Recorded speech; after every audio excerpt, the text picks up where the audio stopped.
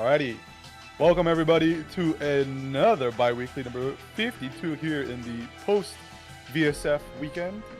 I am your Chris, shortly joined by Ray as he is last minute rounding off things, his set, his stream, as he'll be here to hop in and to do his thing as per usual. But to accommodate with all that, we have ourselves a hell of a bracket, actually. Quite the number of attendees this time around, with a couple of notable names. Anything that catch your attention? I even had a chance to look at the bracket. That just shows just how goddamn ready I am. Let's go. I might have put you on the spot there. My fault. Okay. Well, let me hit the exclamation point bracket. Take a little quick look-see. Yeah, from my side, you got some of the usuals, right? The Sigma Nuke pulling up, and so on. Ignis as well. Neek, okay, also having the time here. Honestly, a rare sight nowadays, Neek. I don't know when was the last time we actually seen him in one of these. I was about to say it's not too rare of a sight, right? Because since he moved to Paris, he's been in a much better condition to be able to play. So it's just a matter of like when I think he's just like tired or not, and if he has time in the evening. But he does want to play, and he has been pulling up, quite a bit since the move. Next to that, of course, we got I Know Way, who already won their first set. Poor Dumpy, man. Yeah, at least it doesn't sign up as the whole like long ass name like Dumpy Tante something La Mancha. It's like, bro, calm down. You're making our lives difficult. I mean, I think it's fine to have yourself use a very long-winded or just very what I'm saying is, if you use a nickname not the same as your Discord, at least put it in brackets, like what your IGN is or whatever you're signed up as the bracket, so that people can find you. That I feel like is common bracket etiquette, or, well, sadly not as common as I hope. Yeah, either way.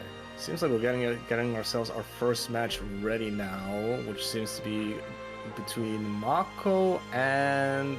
Wait, is that Mako? Ephemeral Jun? I think they're just Mako, like Mako. Or just Mako Mako. Yeah, we got Mako Shoujo. My bad. I was like looking downwards. I didn't see there was a stream schedule above that. Yeah, we got Mako up against Marble Mist. All right. I'm just waiting for them to pull up. Yeah, Marble Mist is a newer name, but Mako, Mako is Mako, as we said. She's been showing a lot of real big strides in the Kagura play. I remember for the longest time, pretty much her main MO was just JC, hope for the counter hit into 2C.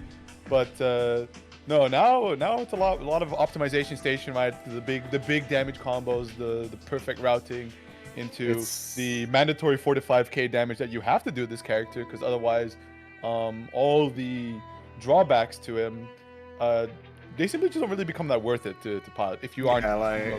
When you're playing a character that only gets a couple of hits, you better make those hits count. Yeah. Which is really funny when you run into somebody who goes for, like, the 50 American resets with the drives and whatnot. It's like, all right. Yeah. Sure. I'm just gonna weather the storm, and hopefully I won't die. Just gotta react.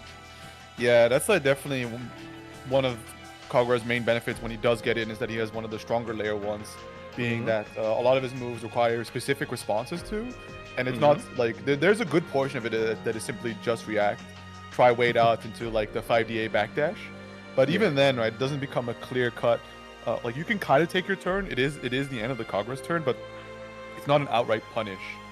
Whereas if you're able to start dealing with the specific responses, so take Wyvern for example, is going to be the main headache that a lot of people face going into Kagura, where typically they think about all these kind of things of like, can I outspace it? Can I jump around it? Where at the end of the day, the answer usually seems to be that it's just kind of a bit too big for that situation, for those. But when you find out that you can easily low profile it, or reliably low profile it, it kind of like starts opening up the perspective of how you should actually play into Kagura. At least like the layer 1, the character rotating to the different stances. Like, the character is such a wall. He's such a giant fortress to try and approach him, that like if you can make him approach you, it's already like a big deal. And like, how you mentioned, like, you can profile some characters low profile Wyvern by just crouching, by just existing. They don't need to commit to anything. As long as they just like chill, they're not a proximity block or anything like that, they're fine. Though it might be. I don't know where Marble Mist is, but Mako just dipped from the lobby. But we'll see where that one goes. I think Mako just got nuked from the lobby, as we'll probably be moving on with Dennis versus Ephemeral Jun. I think they're Yeah, I see both of them trying to pull up now. Now that I had a chance to take a look at the bracket, the nice thing about going to VSF is I'm starting to notice a lot more names that are a little bit familiar. I'm also thinking about Global, who I think you ran into in your run, right? The Hawkman player. Oh, very true. Yeah. And Sandwitty or Sandwich, which is it's still a godlike name. Holy. Yeah, it's awesome. It's an amazing reference to, of course, Fenrich, and the Juna put out the lore video and the whole how deep it actually runs, because I thought it was just like a pronunciation thing. No, it was genuinely like a style of translation gone wrong. Yeah, like new pronunciation, old pronunciation. Yeah. Exactly. But yeah, I hope to see more of Global, because I think out of everyone before I hit the top 8, he definitely gave me the most trouble, being my round 1. But, give me a lot of trouble. My round 1, Macmans. Oh yeah, there you go. Unseeded demon from the States. That is a very fair one. But Ephemeral Jun here, 0 matches. Curious to see how this one pans out, because you know, if this is definitely your first time hopping into something like this, especially on Naoto, welcome, very brave. Hope Dennis is nice to you. They do have the beginner badge on them, so you know, it might just be. But yeah, first of all, choosing Naoto and then your first draw being Tager is not a fun combination. But let's see how this one goes. Yeah. Dennis does seem to have a little bit of trouble here, like, but I think he's starting to get the ball rolling and how to play. And yeah, there you go, just going in to that 720 off the jab. Not enough to kill though. Magnetized even a smidge. That 720 is such a jump scare. Yeah, magnetized in that sense, right? It was simply just within the range of the grab. But yeah, as Naoto into Tager, it can be a little bit annoying, because like your main MO is to get close to Tager, which Tager is perfectly fine with, because now he can start SPD, especially when magnetism is applied. Yeah, it's like you leave any sort of gap in your pressure.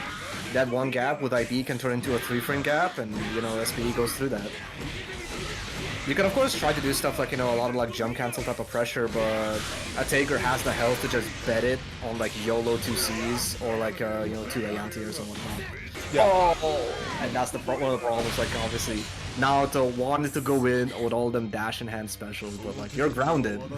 Yeah, indeed. Another method of approach you can take into the Tager matchup is, off the top of my head, the name of the player was Sugi, I believe. Likes to take it, likes to concede all Oki, all pressure, to just play it lame around the drives and try to get like the right poke off that into into a full conversion to maximize the damage in that regard, right? So you don't play into the RPS of Tager just rolling SPD while you're trying to stagger pressure him. You simply just try to catch him, overcommitting on getting close to you. Yeah, and if your pressure does not work out, do your like jump cancel to 2C or something and just get out, you know. I do the same thing with Azrael, was like if I get a hit, usually like, you know, stray hits go into Rekka, and I just finish the Rekka and I don't chase. He's full screen, he's closer to the corner, I'ma just walk. Exactly. There you go. 720. This time magnetized, so able to snatch from a longer range. The jump scare as per usual. And Ephemeral Jun gets some idea of like what to do on now to the stagger pressure wise, going into -3, but unfortunately I think Dennis has seen this game 1,000 times before, and Jun only just starting things out is unfortunately not able to get any throw conversions or all that much in the damage race compared to what Dennis is able to wall up. Yeah, and it's being just like loop all this pressure, of course. If you've never been in this type of blender, which with 0 games we would assume so, it's can be rough to realize what to do. Yeah, and there you go. Say goodbye to your friends. Like usually, go ahead. Yeah, go ahead. Okay, I was just gonna say, like, usually if you're in this type of situation as a player, like, you know, you're playing against somebody who your general game plan, or, you know, lack thereof, whatever, doesn't work, like, your only way out is really just up the chaos and, like, you know, just start doing crazy shit. Like, you know, hope that you overwhelm them, they fumble on something that they should be clean on, etc. But when it's Tager, he thrives on that. Which is like, it's even worse. Yeah, that's completely understandable. But I mean, if Ephemeral Jun is listening, brave that you decided to take one of your first matches on Naoto into a bracket, no less against Dennis. But if you are indeed a beginner, we have good news for you. Mondays, beginner pen should be much more your speed, right? To be able to get that at least, you know, equal footing start to playing the game without immediately having to go face first into demons that have years long experience playing this game. Also, with it being a Swiss bracket, it basically guarantees that everybody has a bunch of games to play. Absolutely. It avoids that 0-2 problem of I got to play for 15 minutes. Cool. Yeah, for sure. So definitely take a look at that, and that advice goes to really any beginners wanting to get involved. Beginners in EU, mind you, that want to get involved with BlazBlue is to go and check out Maho's beginner pen on Mondays. Funnily enough, on the hard edge server, so will of course be cross-posted in events to Bbeuobi, but it's over on the other spot. Up next, we got ourselves, so I think, yeah, Marco Shoujo Marble Mist happened to be played offline, so we're gonna get Smudge versus Against Don Don Weepo. Weep. Yeah, Smudge is definitely a rare one. Like, he obviously shows up every now and then, and he goes very far every time. Like, he's a I don't know how far back I want to call him like an OG UK player, but he's definitely been around for longer than I have. And yeah, every time I run into him, bro, how do you play the way that you do it? You make it work. Yeah, and Smudge, one of those players with quite the repertoire of characters under his belt. I think most commonly known for either the Tager or the Azrael. But I think he's been on some. I was gonna say the Tager or the Platinum. He definitely does have an Azrael, but I don't think he plays him nearly as much as Tager. Fair. I was about to say like that. Yeah, the Platinum was there on the list. It shows how much I'm LARPing to not know that Smudge is OG on the Platinum character. Ooh, what a 2C, avoiding the JD entirely, getting a nice little trip guard. That's Smudge corner, but you know, this is Tager on Wake Up. This is not a nice place to be, but look at the damage. So, okay, 2DA not blocked, instant burst. Okay, there's the Dawn special. Random ass Lindworm accomplishes nothing. Burst is baited immediately. Ooh. Oh, the IB's on the booms there, meaning that Don Weepo doesn't get the most of the Oki that he's usually coming to expect. But the life lead situation, you can see just slowing down the game plan, trying to take to the skies, but Atomic Collider actually able to snatch from all the way over there, catching out the damage, going to go for the RC, really wants to push into the life lead situation with the Spark Ball no less to apply the magnetism, Gadget Finger to double up on that. And now is the lane game from both sides. Guesses high, but gets opened up by the random sweep, but unfortunately misjudges the routing, gets the air reset into a punish. That's something you need to be like very aware of, and it'll catch a lot of people off guard. Yeah, maybe I guess on Don Weepo's side, was really expecting Smudge to simply just block the sweep, because you know you can route off the sweep quite easily, but to go into 2DA like that, it was more so a sign of I expected you to block this. I thought you were stronger. But hey, you never know how many hits the Tager takes are actually intentional. Oh, holding the armor, taking advantage, armoring right through that orb, but missed space on the 2C, gonna give Don Weepo a chance. But that Tager backdash, bro, so many invuln frames. Okay, random ass Wilburn comes again.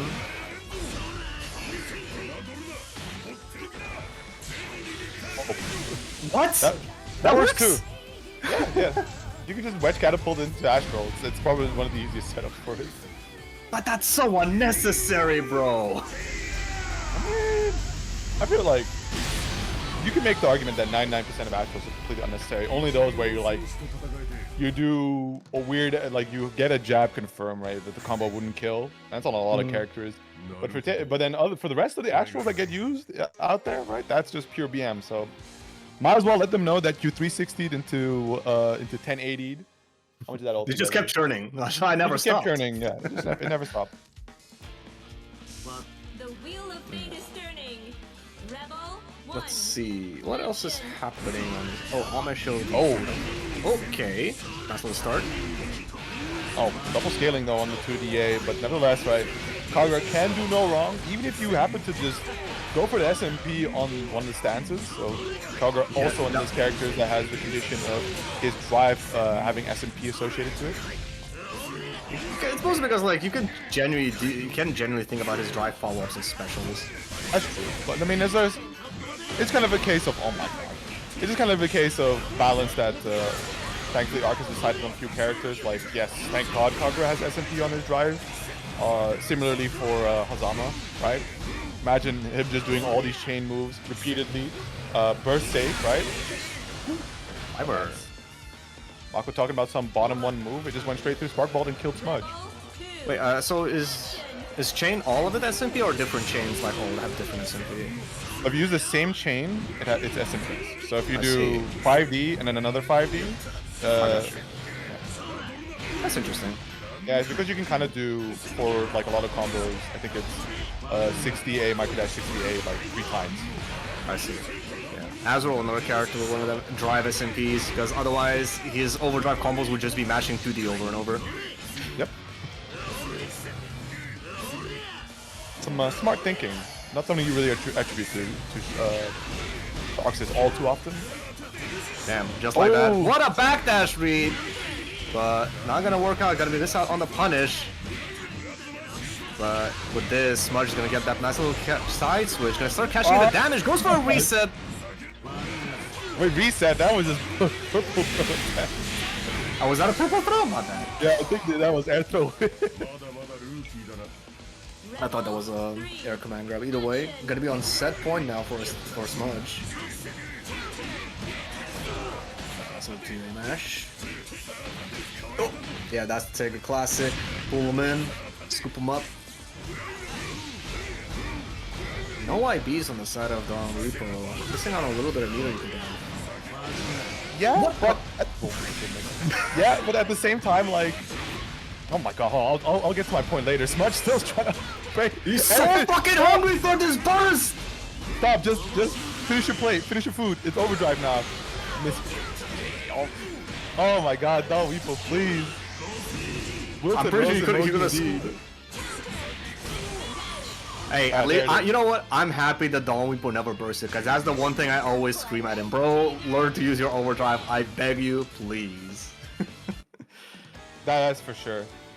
There was a point I wanted to make, but I got caught up by all these shenanigans. Probably might come back to me later. Yeah, I'm trying to remember where the conversation was at when it happened. I just remembered like the random ass burst bait he did, like, you know, with the 5 CRC nothing. Yeah. Oh yeah, IBing. Because yes, when you can IB, usually it's a very good thing to do, right? Good meter, IBB creates nice spacing. I think that's the important thing. You shouldn't really just IB into Taker. At the very least, you should be IBBing, because once you start just IBing, you reduce the pushback, right? As well as the recovery you have from block. Yeah. Which means that it also increases the window for Taker to be able to get the command grabs that don't end in purple throws. So you do have to be mindful of that. You see this as well with some characters that have command grabs in their kits. Like, oh, cool, you're keeping me close to you during the string, and I don't have to dash up and go for the command grab. Guess we'll just do that instead. So, IB being against characters that can threaten command grabs, definitely the go-to. IB with caution against characters with command grabs, but they still have to represent that they would try to do something like. Oh, for sure. Well, exactly that, right? To be able to capitalize. I think it's a layer on its own to be so conscious of everything happening in the game, to see the opponent just starting to IB me like, oh yeah, this means I can cancel into my command grab much sooner than I normally would to avoid the purple throw. Yeah, well, like if I'm playing Azrael, and I'm pretty sure Hawkman could do this as well. I'm just like pressing 2A. It's like, you're IBing, I'm just gonna keep pressing. I'm just gonna keep pressing until you're no longer in range, because sometimes it's funny and people they trip themselves up, you know. Yeah, absolutely. But yeah, looking elsewhere in the bracket. So of course that's gonna be Smudge moving on to face off against Dullahan next, which honestly has been nothing but good matchups for him so far. Dellen, Hawkman, Don Weepo Kagura into Dullahan to Hawkman. Like, yeah, I'm chilling. Though Dullahan might bust out the Susanoo for that one. Maybe. Let's see. Mako Shoujo ended up taking it over Sigma Nuke. So she's now sitting pretty in losers quarters. Or is it semis? Quarters. I know taking it over Healing Potato, though not a clean sweep just yet. And Chike's taking it over Dennis, who we saw taking over Ephemeral. So of course Chike's very strong. Tsubaki gonna be facing off against.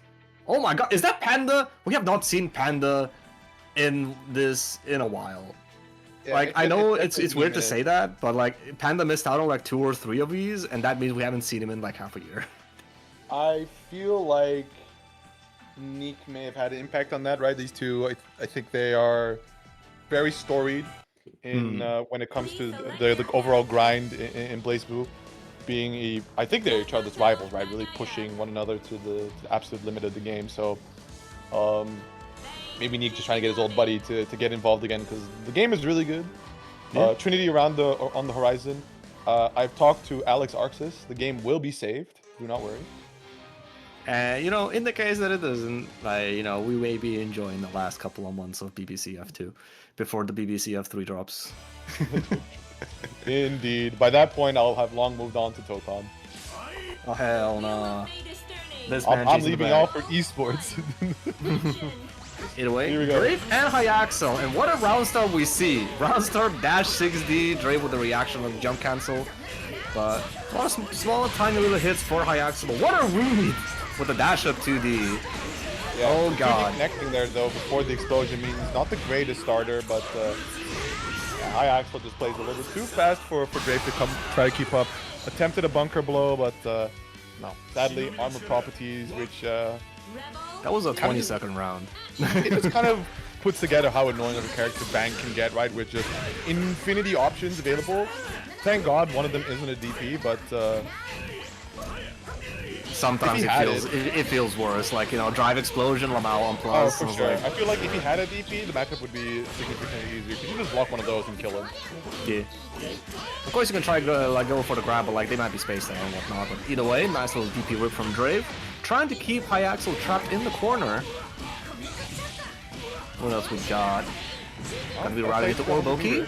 Oh no, opts not to. Maybe he'll play with a 6D. Yeah, nice. Represent the DP through a lot of these tricks, but my goodness, what is this? 2A? This is gonna be a conversion. No, man. Bag sucks. Maybe? RC? Interesting. Kill a little bit of time with that overdrive. Of course, one of the nice things you do have, like, you know, yes, the nails are a limited resource, but if you are coming down to the end of the round and you got some nails left, D-nails is such extreme coverage of the screen that you can just let it rip. And obviously, sometimes you gotta do it just to, like, get any sort of momentum going. Oh, sure. Here we go. Alright, what we got? Kickstart Umbrella's for up. Hyaxel. Roll catch, but nothing behind it. Sneaks in that little nice little overhead, but instant burst from Drave, and I deny the damage. Yeah, but life deficit situation. This is going to get really dire when Hyaxel gets that overdrive back online because, of course, Bang goes into super mode with all seals available. Once more, JD on Wake Up working out wonderfully here. He meets air to air, but the 3C not going to be enough to kill. Trying to go for that was Wake Up 6B. And maybe the miss input, but again, too costly of an early round there, or early on in the round for Drave to try and mount a comeback. We can definitely see that should Drave be able to kind of just put a lock on Hyaxel, get the momentum started, then he has absolutely no trouble securing a round. But if that fails and Hyaxel is able to translate a lot of early leads, yeah, we'll just see how that goes. Yeah, I mean, you can see like the whenever the round that goes Hyaxel's way, you're seeing like 50 resets and whatnot. A lot of very small, tiny hits, very hectic pace. Obviously, like you know, sometimes you just can probably try to convert for something, but like opting for a reset right then and there is probably way more Hyaxel style. Quick little reset into the air grab, and Drave seems to be a little bit overwhelmed. DP, no meter, but no punish either. Now just, I think, playing with their food, pressing the 5As, D-nails. From the D-nails, trying to close out the round. Whoa! From behind? Ooh, nice, the anti-air. Not gonna spend the meter nor the overdrive there. Nail catching. Nothing there. D-nails coming out, 3 nails left, but not gonna get needed on as Hyaxel moves on to set point over Drave. Rebel 2. Drake's having a hard time getting the footing here. especially like getting these knockdown situations that have just been answered into with JD. You know, not a true reversal, but just one of those callouts that if you're not tight on your ulti, right, Bang can get away with. Yeah, especially when like Hyaxel like creates all this chaos in neutral and like, you know, on ulti, that you're gonna like maybe try to bait on Ashura, or you're gonna try to delay a button to not fall into a drive, and that's when the other drive comes out, like, you know, the slow one. Oh, certainly. Yeah, a lot of it just being based around creating RPS layers. So if anything and anywhere, just constantly trying to challenge your drive to make sure that you can catch your opponent second guessing for you to get even further more belligerent with your options on offense. Alright, nice little save jump on the side of Brave. 100 meters soon to be available for Hyaxel, but I think you're just dead. Double particle flare? No, goes for a reset. What is this extension? That's not gonna kill Drave! Stand reset, misjudged the untech time. So it ended up comboing instead of unteching. And now Drave's no resource. Oh. Didn't react to the drive fast enough. And Hyaxel potentially gonna be able to close this one out. Daifunka is not gonna kill. Okay. Oh. Interesting. Both of them on a pixel, and the 2B works! Able to get that 5D plus frames. I believe it's plus frames when it's charged up like that. Yeah. We don't get to see Makoto enough. I think that's like out of the like the stance. It's basically like Gustav, but it's +4. That's the way you can think about it. And it's like it's a real lariat instead of proximity lariat. Right. Alright, well, we'll see if Jay can make Hyaxel regret. Kind of get a little too funny with it earlier in the round here. But again, oh, 2D 3 times in a row, and this time the explosion does connect on fatal counter, no less. We're gonna get all these spicy extensions, but so has to play it safe. Nice. Wow, what an avoidance. Yeah, we saw Drave represent this earlier. It wasn't quite working out, but this time Hyaxel bid on it. Clean whiff on the 2D as a natural crouching punish for Drave. DGRC just... Okay! Oh my god. The meaty 3C, really? That's allowed? Oh, 6A, no confirm. Uh-oh. Trading its way through. Overdrive through. DP, RC's in time, but still able to challenge on the +8. Just like that. This should be it. Drops the combo. Bang execution real. Avoiding the nails, trying to go for the throw on the ground. Hoping that Hyaxel might have challenged there. Patience, blocking things out. RC trying to wait. And there's the command grab at the tail end. It's one of those scary things that you can't simply retreat to the sky, or you might just get snatched up. Yeah, you saw Hyaxel do this like multiple times this set. Even though it was only 2 games, I think we've seen that at least 3 or 4 times. And Drave, obviously, he did adjust later, but like in that last moment situation, that's when the defaults come out. You know, your body's panicking, and that's what it does. What it's like most accustomed to doing, and Hyaxel did on that. That was another super. Just never side swap until after the hit. Makoto inconsistency problems rear its ugly head yet again. I like that last, like the throw whiff from Drave. It was really unfortunate, like at the one of the last interactions. But I like the idea, right? Because so many times we've seen Hyaxel in sort of chaotic situations just try to force the drive out, especially when you can imagine that both players on low health. You would see a move like that whiffed in the air, whatever Hyaxel did beforehand, into just like, okay, let me just press something now, catch them coming down onto the ground, and normally we find that to be prime opportunity for Hyaxel to then go for drive like 2D as the main example, which I think what Drave was trying to call out with just trying to go for that grab there at the very end. Yeah, it's like one of like Hyaxel. She wears her game style on her sleeve. Like you see immediately what she's up about. The drives come out frame 1. Like it doesn't matter where. Like, can you deal with this shit? Yes or no? And I was like, if you can, I guess I'm feasting. Yeah. But, It definitely is. It's yet to be seen because I feel like we do kind of just don't get to really see Hyaxel lose on stream. I feel because the question to be asked is like, is her game plan sort of like one note where you just try to go for resets, you try to go for belligerent options? Oh, is that just Ignis? No, wait. yeah, we got baited. We thought this was Panda, but it was actually Ignis all this time.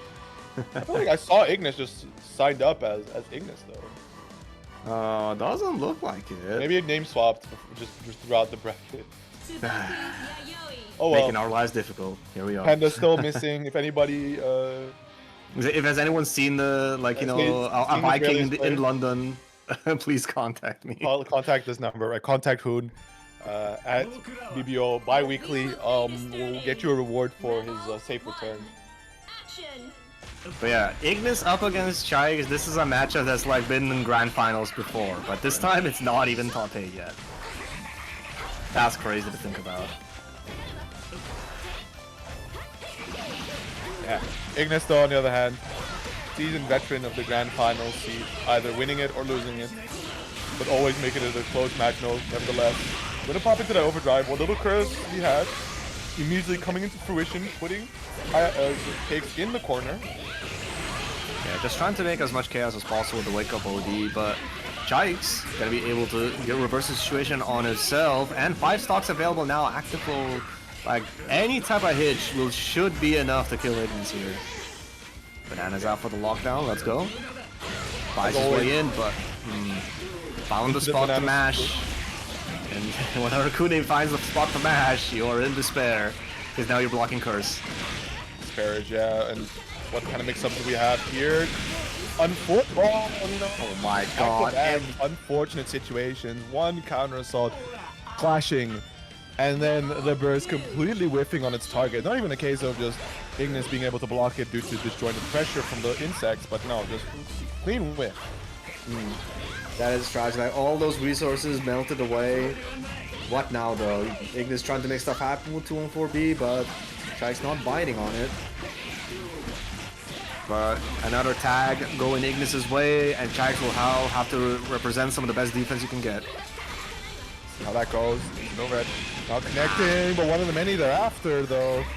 Spiral Curse, one last combo, and that should, I think... Okay, yeah, it's gonna go for the reset, but able to get out of the lockout window, and yet again, we go into curse situation, but it's not even required, and the burst was nowhere near coming up. Yeah, not no recognition on Ignis to, like, you know, do the... I'm not even gonna pretend I know Arakune move names, but I know it was something RC into J2A, J2C, either way. It's all code, like, it's all A, if, B. It's all, like, not even science terms, it's straight up programming terms, and I am a software engineer, I should know this shit. I'm not even gonna try, bro. It's not human legible.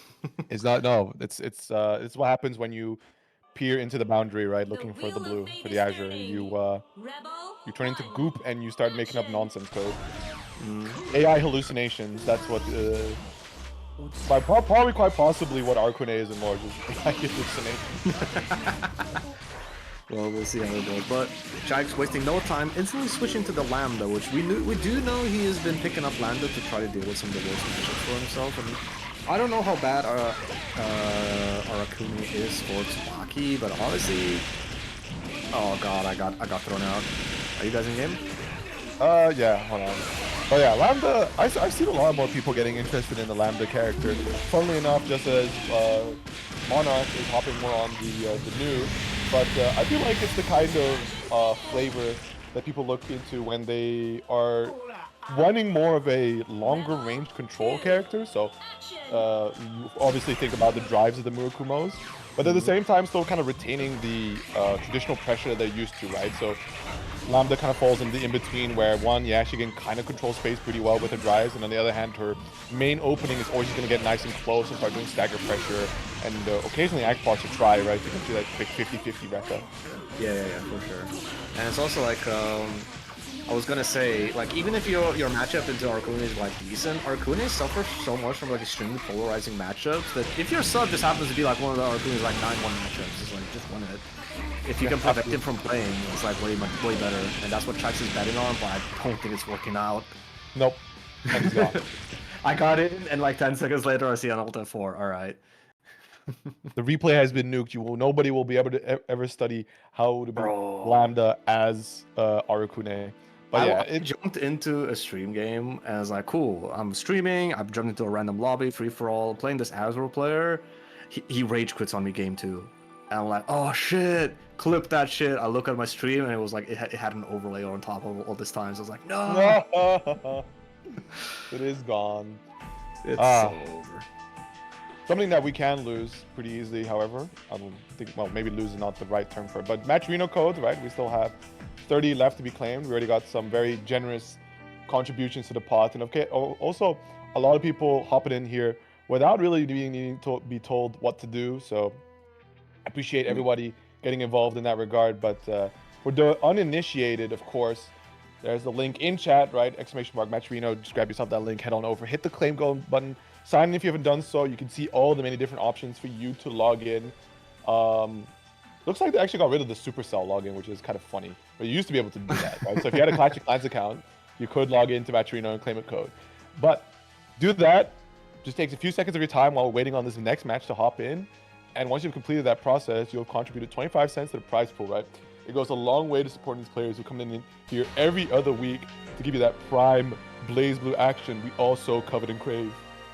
Yeah, for sure. Like you could have done it while in the middle of you talking. Like usually I do the demo as I say it, but yeah, that's the funny thing. You start mentioning it, and I'm already seeing the codes start falling in. We're already had 4 since we started talking. So yeah, that's nice to see. Of course, if we can get it down all the way down to 0, that'd be fantastic. But you know, it'd be how it be.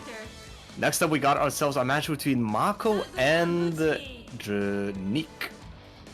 Which is quite nice. Of course, we saw Mako. Oh, we were gonna see Mako on stream earlier before, but obviously a little bit technical difficulties came in on that.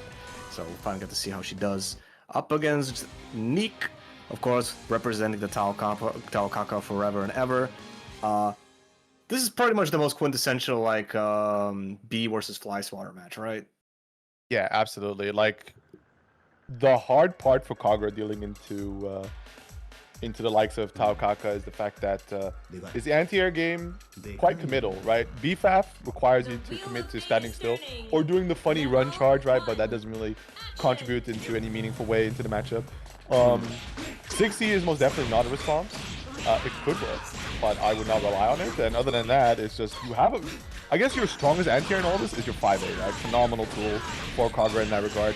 It punches sliding further up than most. And I think it's also on the faster end as well.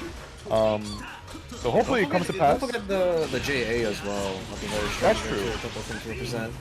But yeah, that's the one thing is like your buttons are so slow that you're just basically inviting yourself to get voice punished, especially by somebody as high level as Neek. Oh, hit 5C. Yeah, Neek recognizes that being trouble, instant burst.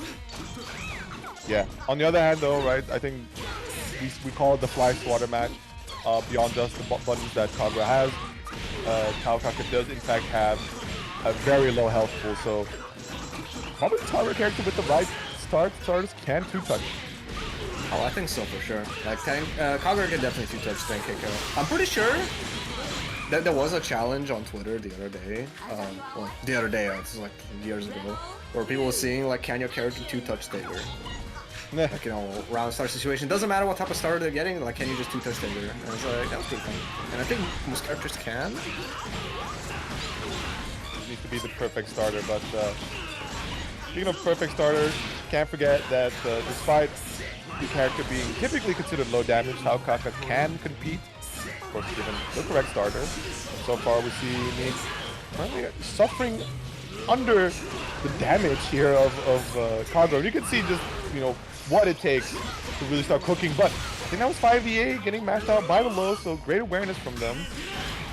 Yeah, of course, very, very brave to just like mash 2A as you wake up and they're just standing there in the stance, because like obviously maybe just banking on the fact that a lot of the stance follow-ups are like very, very slow, so if you react into the tech, it might be a bit difficult to time immediately. Yeah, absolutely. Here we are.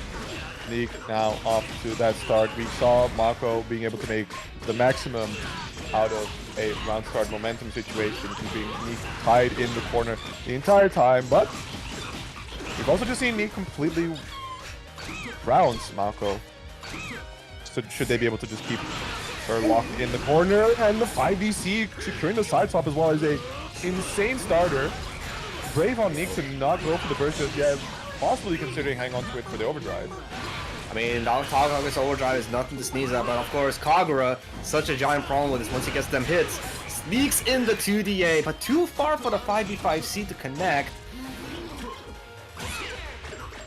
Ooh. Also confirm on the side of Neek, of course, having spent burst, there's not going to be no overdrive and no active flow available, so probably 2 more hits is what he needs. Ooh. Just sticking to Mako like glue, as I say, as he goes to the other side of the screen. A nice little 5DC up against the cash scratch, but drops the combo. Overhead works out. Burst coming out from Mako, trying to seal this round. Fast Yeah, I enough. like that. I like that from Neek, right? They just decide to leave the corner, but at the same time respecting the fact that Mako can't just sit still, wait for the right moment to strike with the B-Fab, and ultimately just manages to get the punish with the 50 meter remaining for that kill. But nevertheless, right, Mako is making this pretty close. So Neek is not getting the all too free win that they might expect going into this character. I mean, anytime you queue up into a high damage character in bracket, it's like, I'm sweating. It's like a couple of mistakes is all it takes. But yeah, you start seeing like Mako trying to represent like the 5As, the Js, just trying to occupy space, sort of hoping that Neek just runs into it. Like, you know, the entire round might not be going your way, but you can't let yourself get deterred. Like, you do need only just one hit. That burst from Mako is probably not what you want to be seeing, though. Nice little JC, but no conversion. Oop. Nice. Tech into the mash. Not gonna be the craziest opener, but still, the conversions from Takaka are always something to behold, especially the corner carry that the character can generate. Too far for the C. Probably one of the dash backs, honestly. Nice little delayed tech, avoiding the mix-up with the forward drive. And now Neek set point over Mako Shoujo. Yeah, burst available as well, 60% for Mako, so should be able to still get it back up and at least access the do-over button should things not go too favorable. Trying to fish here. JC, thank goodness it's not my JC, because that would have been full combo otherwise.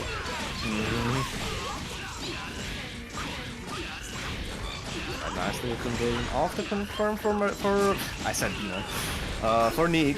Damn, almost 4k damage. Like we mentioned how Takaka can still, you know, still the best when it comes to damage. She just gets the right starter. Oh, absolutely. We are with Neek now, threatening to end the round. Throw is a decent starter. You can see for sure that the damage is already lining up nicely. Straight into the super, easy peasy, clean work. Neek getting a little bit more online there towards the end. And the 2-0 to advance on forward. We are, of course, expecting them to make it into the grand finals, but we'll see how Dullahan handles that, who has been able to take it 2-0 over Smudge.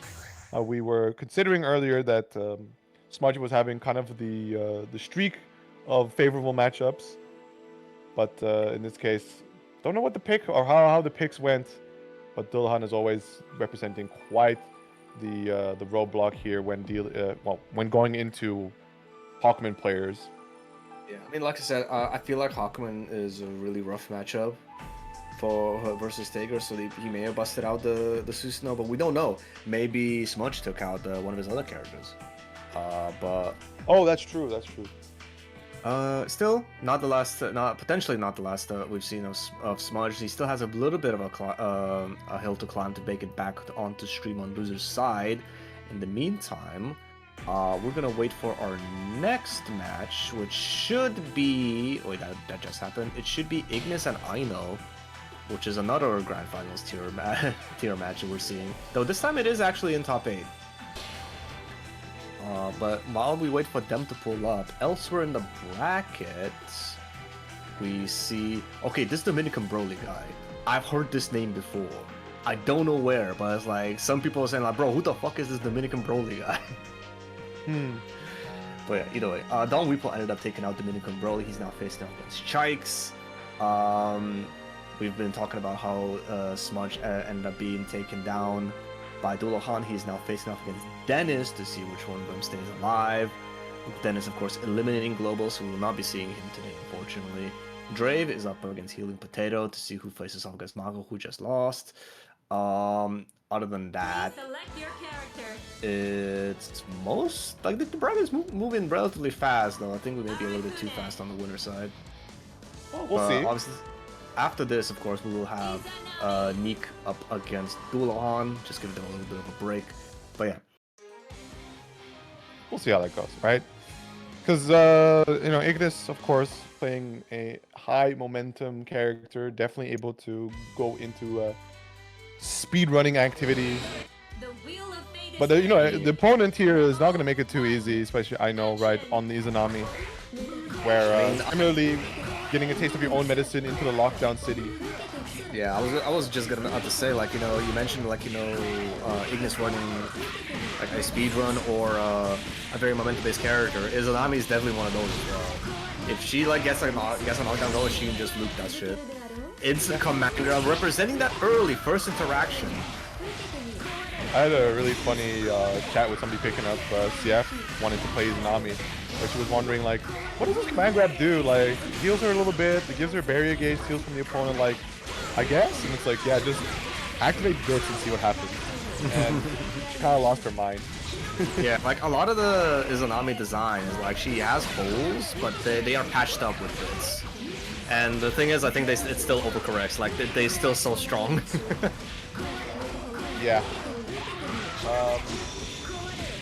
Yo, Alex Arctis, if you're listening, right? Remember, trim the top tiers. Oh my god, it's also so funny that like usually you see Izanami is the one that has to worry about being in danger state, but it's actually Ignis this time around. No CTs represented on Ino's side, it was just pure barrier usage. Trying to make some space to escape, but like, Arakune with this very, very awkward movement. It's also just like one of those weird things that Izanami doesn't per se have like weakened movement. Some may say like, okay, not having a double jump, right, being on float has its effects, but your super jump compensates for that. However, like her 5C pushes herself a lot forward, like a lot. Oh yeah, true. And like she does also have like movement specials like the slide, 3C, skull, etc. But I was gonna say like I think she still takes attacks on her movement. Like her forward dash is like not the best. Her air dash is like extremely long, and which can be a bad thing sometimes. I mean, if it's compared to other characters that have bad movement compensated for advancing, it's not that bad. It's not that bad. No, so it's more like an effort and futility from Ignis to try and IBB a lot of Izanami stuff, right? To try and create space, especially if you could just keep going into 5C leap and then floats. But at the same time, you don't also want to just IBB or just IB it because again she has that command grab. But we talked about the momentum. Ignis, off of just one single situation, has been able to keep Aino locked into the corner for the longest time. Well, hold on, you're getting a little too funny now. I mean, to be fair, that looked like it was a little bit too far for the other supers, so maybe that's why Aino bet on it. But yeah, not gonna be able to work out. But still, Ignis did spend overdrive, which means for the time being, there's not much he can do should he get hit. Yeah, but you're already in control. You have the curse activated, you're able to just merrily waltz across the screen, find an opening, but unfortunately not the full conversion. But got a bit of curse left, and there's the guard crush. Yeah, though of course as curse had just run out, Ignis opts to just set up another very strong piece of Oki. And with that recurse, burst comes back in time, but doesn't matter. Like even if you burst Arakune full screen, like if there's a smidge of curse left, you're just gonna get meated by, not meated by bugs, but there's just so many bugs coming out. It's like it's very difficult to navigate. Yeah, absolutely. And I feel like from one hand you do want a barrier because guard crush bug Lamau, but you don't want to barrier the entire stream because there's a lot of multi-hits inside of Arakune's kit, and that's including also just the debug that just tears through you or falling down. So you want to be careful to not quickly expend all of that barrier gauge, just trying to be consistent in your safety against the C-bug. Yeah, that also doubles up for Izanami when she's using Rib Cage, because that multi-hit debug, that is going to completely shred Rib Cage in one go. Oh, absolutely. Oh! Interesting. If only he had done like, oh wow, burst bait on top of it. Yeah, this is Momentum City, right? This is everything you want. You only have to worry about reversal or counter assault, but there's just so many ways to initiate pressure where you are doing a lot of movement, sure, but still just kind of blocking behind all of it, meaning that whatever your opponent tries, they're just dealing with the bugs and you're just being safe behind it. So managed to get the reversal on the situation on that block 6B. Now setting up the mid screen. Okay, clash with the CA. And that little conversion should be all that it takes. Why are you extending it so far? Maybe we wanted to avoid donating some burst for Ignis, but honestly, I don't think it matters as much. But yeah, I know. Gotta be able to stay alive in a very precarious situation. As she takes the first round. 5C attempt there.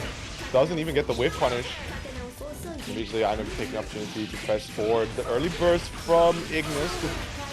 Also the response back there from Ino, right? Understanding on both ends that you really don't want to give either character the lay of the land to get that early momentum. Tries to dash forward, able to escape the major explosion, but not enough to actually slip by. Even with the bits backing up Ino, right? Just converting from the situation into the corner you go with the advantage to be able to send the full suite of Ribcage setup. And oh no, it's the clash cancel special into throw against Ribcage. Was that what he was aiming for last time? I mean, probably because he like attempted it with such like he knew to just throw on that clash instantly. I feel like there's an old video where, like, I think it was like Kobe's was making. Well, no, it was Ice Cool was making fun of EU for counter assaulting into Ribcage. Yeah. But we were a step ahead, going looking for these flash cancels to be able to get nice and close, and in that cancel window go for a throw. Yeah, unfortunately, it's like one of those things like you have to make your CA clash first, and depending on your character and the hitboxes, it may not be as easy as you wish. Oh! Nice little anti on the side of Ino. No burst available for Ignis. They're gonna be able to build up 75. Wudo D. Like a D thing. Oh, it looks like a D thing on your streams, and it's fine on mine. But yeah, that's gonna be Ino taking it.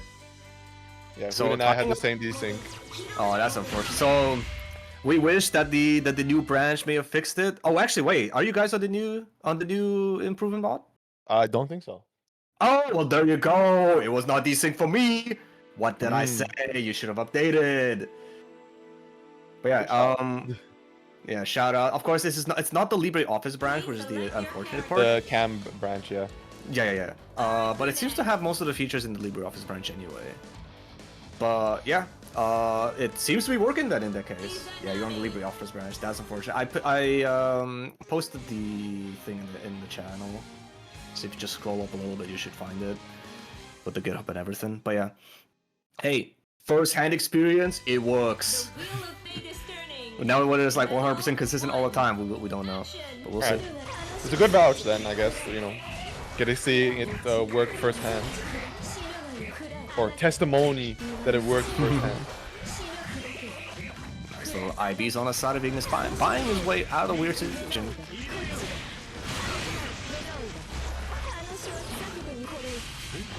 Kind of playing it slow.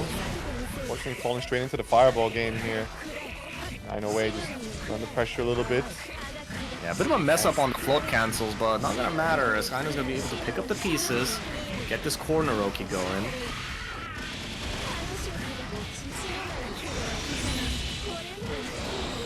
Oh, quick little conversion off the pinwheel.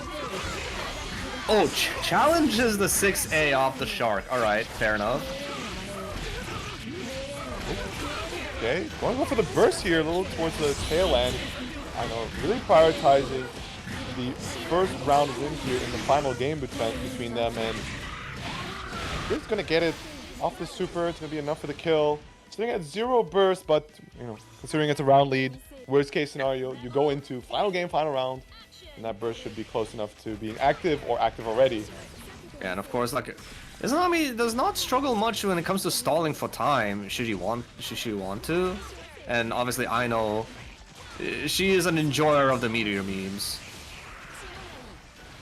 Oh my god, Skull to cover the approach. Still gets clipped by the stray bug. Ribs up, but yeah, just being able to challenge. Ignis not reacting fast enough with the throw. That probably looked like a punishable state, but what can you do? But now, danger state on the side of Ino. Sigs being through everything.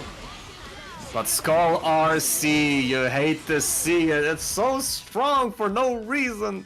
As Ino takes the second game over Ignis. Not an upset, because both of these succeeded very highly. But yeah, usually you thought Ignis would take it, but it's one of those volatile matchups, I think. You know, whoever gets started first ends up taking it. Yeah, indeed, right? We've mentioned it many a times that the momentum is so key between these, but I think ultimately, right, the reason Izanami is rated much higher compared to Arakune is, of course, the fact that her neutral is still all prescient, right? It's omniscient. When the bits are out, just being able to shoot and kind of just make it really annoying for Arakune to move in the way that he is most comfortable doing, sitting in that diagonally above you airspace that not all the characters have a straight and solid answer into. Yeah, like his movement is so awkward. He couldn't even navigate around the fireballs really that well. He saw him being clipped by a bunch of them. Like, yeah, she can choose which angle to take, and you don't know which angle she's charging. But like most characters, they like jump barrier or something to avoid it. But Arakune has a step dash. His air dash is very awkward to use. It's like very difficult to navigate around stuff like that. Indeed. Well, on the other side of our winner sets, we have two people we, of course, come to reasonably expect to make it this far consistently. It's, of course, Neek and Dullahan. And wondering how Dullahan is able to respond into the likes of all the Tau Kaka movement. I think for the one part, right, if Cloud was here, he'd be talking about how bad 2C is, but I'm not going to start saying otherwise. It's more so that Huckman does have some really good air normals with good active frames to them to just kind of put big old red hurt boxes that Neek really wants to avoid flying headfirst into. Yeah, for sure. The J2C, one of them, J2A and JC are the ones. I think even JB is really good at that. But Dulan is, as we know, quite the enjoyer of the Hawkman Casino. He is not afraid to represent the drives. But I think Neek has been in this. I've played against these types of players once or twice before. He knows how to deal with it. Played these games before. I've played these games before. I haven't even watched Squid Game. I've just seen the clips. I just watched the first season. That's it. After that, it's like the funny commentary about capitalism got capitalism. Rip. Nice little throw on the Yanagi attempt. Dullahan is gonna be contained by Neek, though. Heavy price to pay with that burst. But like you mentioned last time, like, you know, if Neek ends up taking this round, worst case scenario, gonna be able to regenerate doing the second one. Ooh, Hotaru. One of the, I think the only air unblockable move, or air unblockable air move in the game. You gotta count command grabs or something. Yeah. It's just very interesting how some of these moves come together for Huckman.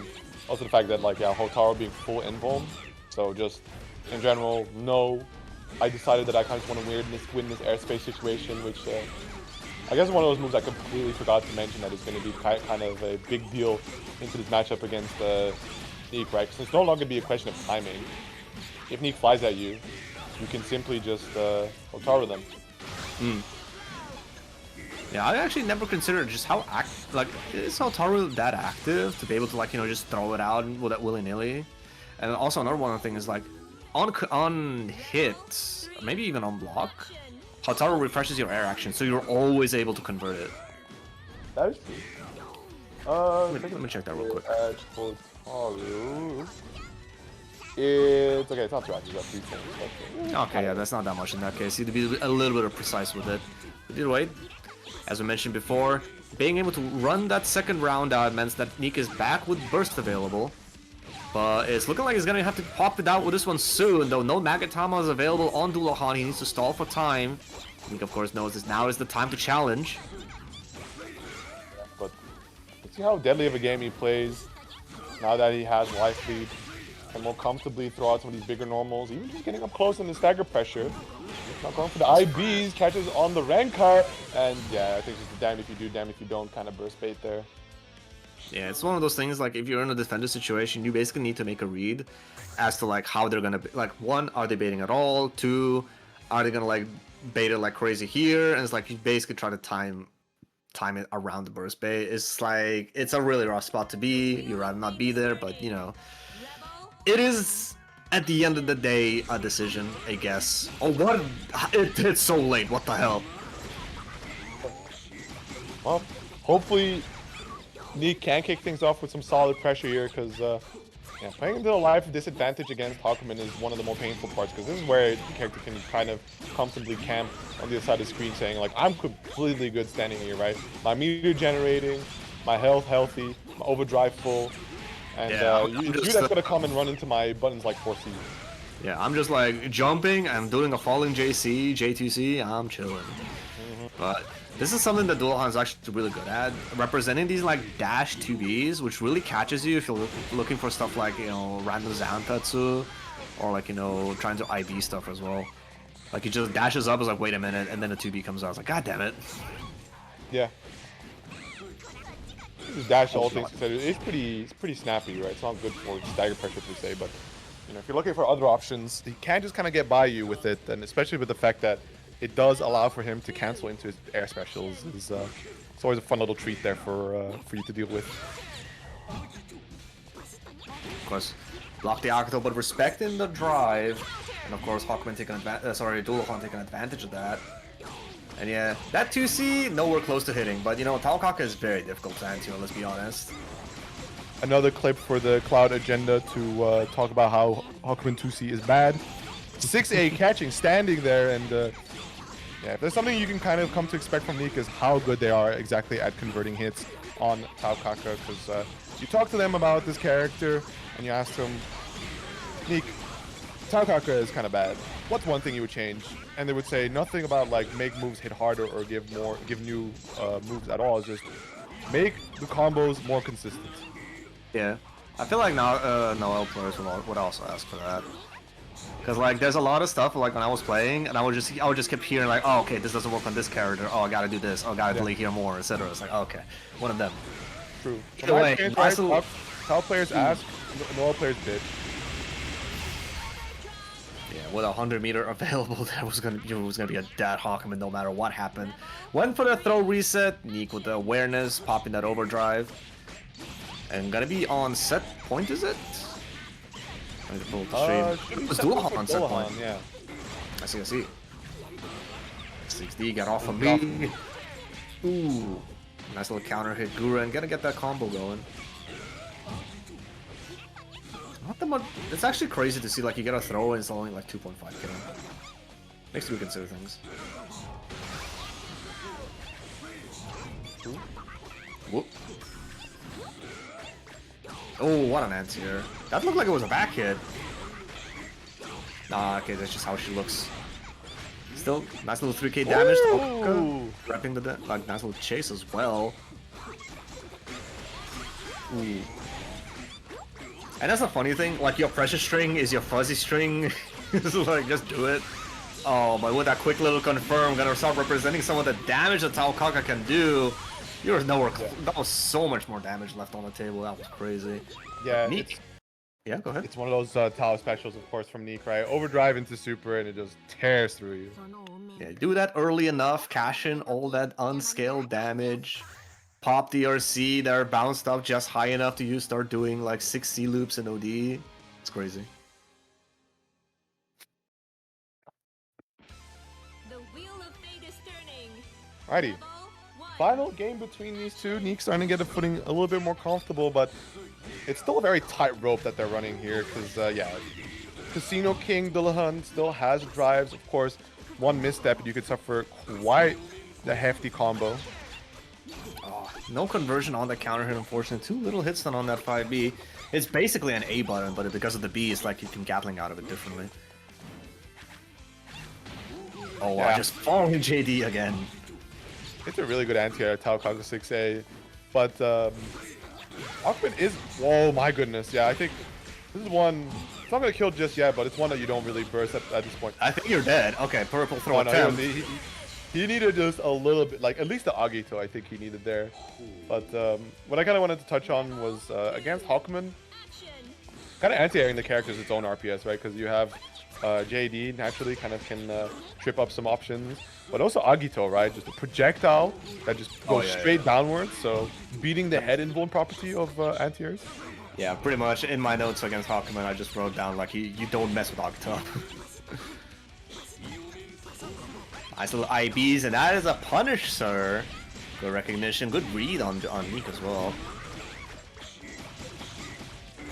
Yeah, most certainly. Oh, corner late air dash, the classic air dasher mix up. Not gonna be the most amount of damage. Of course, when people say Taokaka damage, this is mostly what they're thinking about, tickling for 2000. But just you wait. I mean, it's also forgivable that she can only do like 2k damage because the amount of time she can land hits on you is on the higher end, right? Like, it's one of those decisions that they made, thankfully, that these characters with really hard to see or hard to deal with mix-ups don't typically do the most amount of damage, except Rachel when she drops bats for some reason. We don't talk about Rachel. She's not in the bracket. We do, and I talked to it about Alex Arxis, right? Your careers have started and end with Rachel. Get ready. Wait, what a conversion of the air hit, but gonna route into EA early just to maybe regenerate a little bit of that drive. Oh.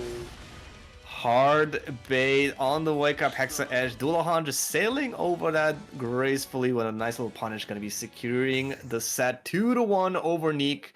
Of course, it's gonna be not the end of Neek. Obviously, having made that far, that means that they secured their spot and lose the side top 8. So we're gonna see how they do.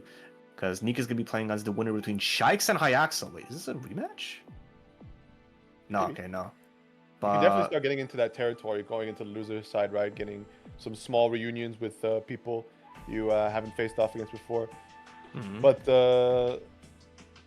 while we wait on that, right? Because we do have ourselves a bit of a wait, considering that we're going to be missing out on 2 streamed games, Shakes and Hyaxel and Mako Shoujo and Dennis. I like to, of course, invite all of your attention towards the Matcherino. We're sitting at, I believe, 22 codes remaining to be claimed, so we're making good strides so far. Let's not stop there, and head on over !Matcherino. Grab yourself that link. You can see the different sign-up options on screen, and once you have signed in and completed, well, hit the claim code button, or you can hit the claim code button and then sign in. Just a few seconds of your time is all it takes to have contributed 25 cents to the prize pool, right? Every little bit helps towards making a nice and sizable pot and rewarding these players who are coming in here bi-weekly to give you that prime time EU BlazBlue action. And of course, right, special thanks to the people that have been doing straight contributions. It's one of those things that isn't required, unlike claiming codes, but of course, highly appreciated. as we've seen, I mean, I always see this like Euchre guy, but like he never shows up. I don't know what's up with that. But yeah, always showing up with the big contributions, and of course, Toki as always. You know, the big sugar daddy of the stream, always showing up, like, you know, helping us contribute a nice little chunk to that pot, making it nice and beefy. And of course, today we also had like Toby Sin with a nice little contribution. 30, was it 30? 30 bucks. Yeah, I think it was 30 bucks, directly to the pot. And of course, claiming the code on the side. Nicely done. Thank you. But yeah, down to 20 codes. So now we're seeing some movement as well. Nice. Yeah. I'm what they consider an offline exclusive. See me at... you see. I see. See me at... I think Headstomper will have a bracket, if I have anything to say about it. That's left to be seen. We'll see. Is Rex pulling up? Because where Rex goes, BlazBlue follows. It's true. But last Headstomper, I was also responsible for the entirety of pools getting streamed. I remember. Wasn't it like you insisted, like, yo, no, we're getting these games streamed or something? Yeah. I said, like, can I take a longer shift to get pool streamed? And they're like, are you sure? I'm like, yes. My life for BlazBlue. Glory to Arxis. Glory to Arxis. Glory to BlazBlue. I have sadly other priorities, hopefully at that event, but you know, I will always strive for a BlazBlue bracket. I have to actually catch up on Rex with this because I asked him, like, hey, is there any chance we can get BlazBlue rolling in the, you know, the BYOC section of UFA? Because I think everybody kind of reminisces on, I think it was 2014 UFA where we had, I think it was like a 2024. Yeah, 2024. Sorry, not that long ago. That was a completely different game back then. Yeah, 2024, where I think it was like a 50-man bracket over at UFA, and you had, of course, the legendary. Although probably something that Nick hopefully doesn't want on the internet for much longer, between Hey Halo, or now Foreskin, versus of course Nick in the grand finals, the one that they had completely in their hands.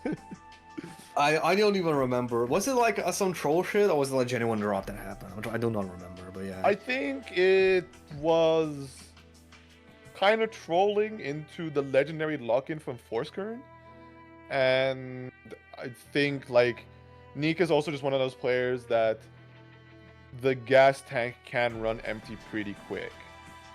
I mean, you're think playing the a only very time high APM character in Taokaka. that's I true. can see I think that. the one time I've seen them actually like commit the full distance and it took like every last ounce of their body was the outplay that they won.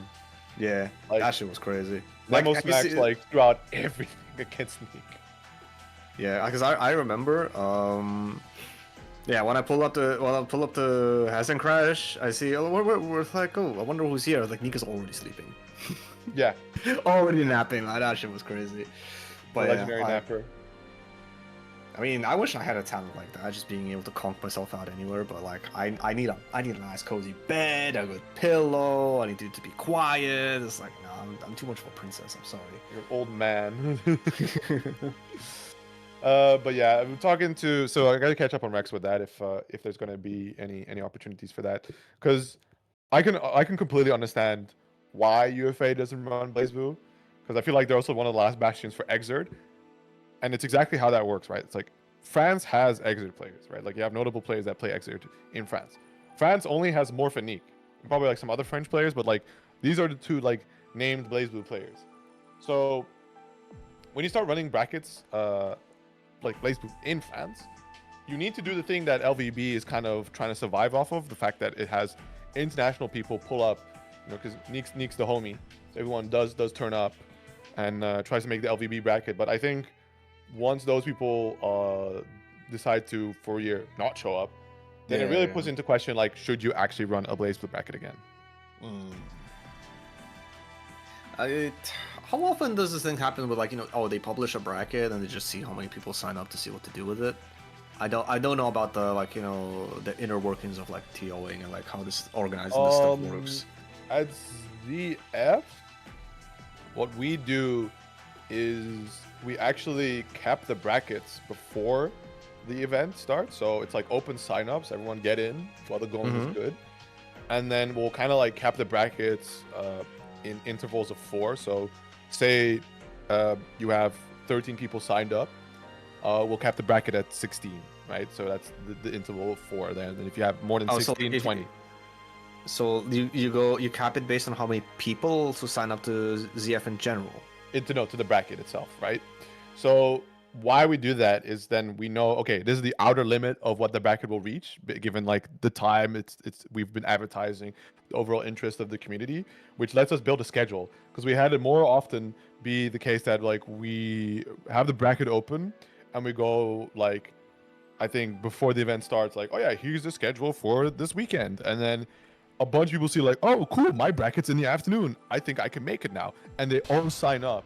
That then actually makes that the bracket is no longer like, it voids the bracket, because now, you know, the time we had calculated for say 8 people has ballooned into 20 people showing up. I see. Yeah, I can see that being a problem. I mean, usually I would assume you publish schedules after signups have closed. Please select your Yeah, I mean, that's the other method you do, is you just close signups, you make sure, because there's also like the whole refund policy thing, right? So it's like, now it's done, it's closed, there's no refunds, we're gonna make the schedule, if you want out, just DQ it, but we're keeping your money, right? In our case, it's like, hey, we still want you to show up even though you may not have been decided yet, because it's a monthly, right? It's not as big as a deal compared to majors, which really need to know whether or not people are going to show up well in advance, right? Because they need to make some really big purchases. Where monthly, like monthlies and such, weeklies are fairly agreed upon in their dealings for like venue space costs and whatnot. So they kind of know how much they need to get. Anyways, Ignis versus Mako. Yeah, finally got ourselves a match. Mako ended up taking it over Dennis 2-1, which is quite impressive, because like we've seen earlier, Kagura and Tiger might not have the best of times. But yeah, now you're facing up against Arakune, where you're not allowed to slip up much.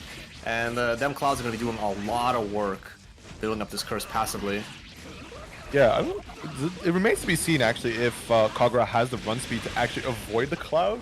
But in general, right, it ties back again to the anti-air issue for Kagura, that it's fairly committal, 5A being the exception, but lacking the invuln property means that it's not going to be all too consistent option to deal into Arakune. It was kind of just dangling at a distance away from you at the diagonal airspace, throwing little weird insects from the ground at you. You can see just the momentum that Ignis is able to put on display here to take the first round. Like, not being able to avoid all that curse buildup, slide a little tap, and then you just get cursed to death. It's just how it be against Arcane sometimes. Choose the burst when we're close up to maybe try to get some sort of Loki going. Oh, by that falling JC, you can't anti-air that easy. And a 2DA reset, and this is what you gotta do. Like, you know, obviously, you got that one hit, you gotta make the most out of it, just start running with it. Oh, yeah, absolutely. Didn't charge it. Could have killed, yeah. Yeah, I think if she routed into Zanga, I think is that what it's called? I don't know what it's called, but you just do the knockdown, just 3C, 6DC, and then you can do the super, and it should be killed. It's like 2 AD or some shit, isn't it? It's stance, and then down up D. I see. So the typical go-to is just 2D up D. With the overdrive, locking out the burst, Ignis is going to be able to just run away with it. As soon as Mako let the situation slip away from her fingers, everything just fell apart. Look at the gray woman. You had to really go in there and make that decision to gray out those characters. I mean, it's a Kagura Bachi palette, so maybe they're supposed to be the fish. I haven't read Kagura Bachi, but I've seen some art of it. Like, there's a guy with fish. That's a cool. Yeah. It's I forget the name, but yeah, it's the protagonist, and you know what? It's a very fitting one because that's a lot of black on the design, and that artist is notoriously known for using way too much black ink to the point that it actually comes off the pages a bit. Damn, really? Yes. Giving Prime Nikkei a run for his money? Yep.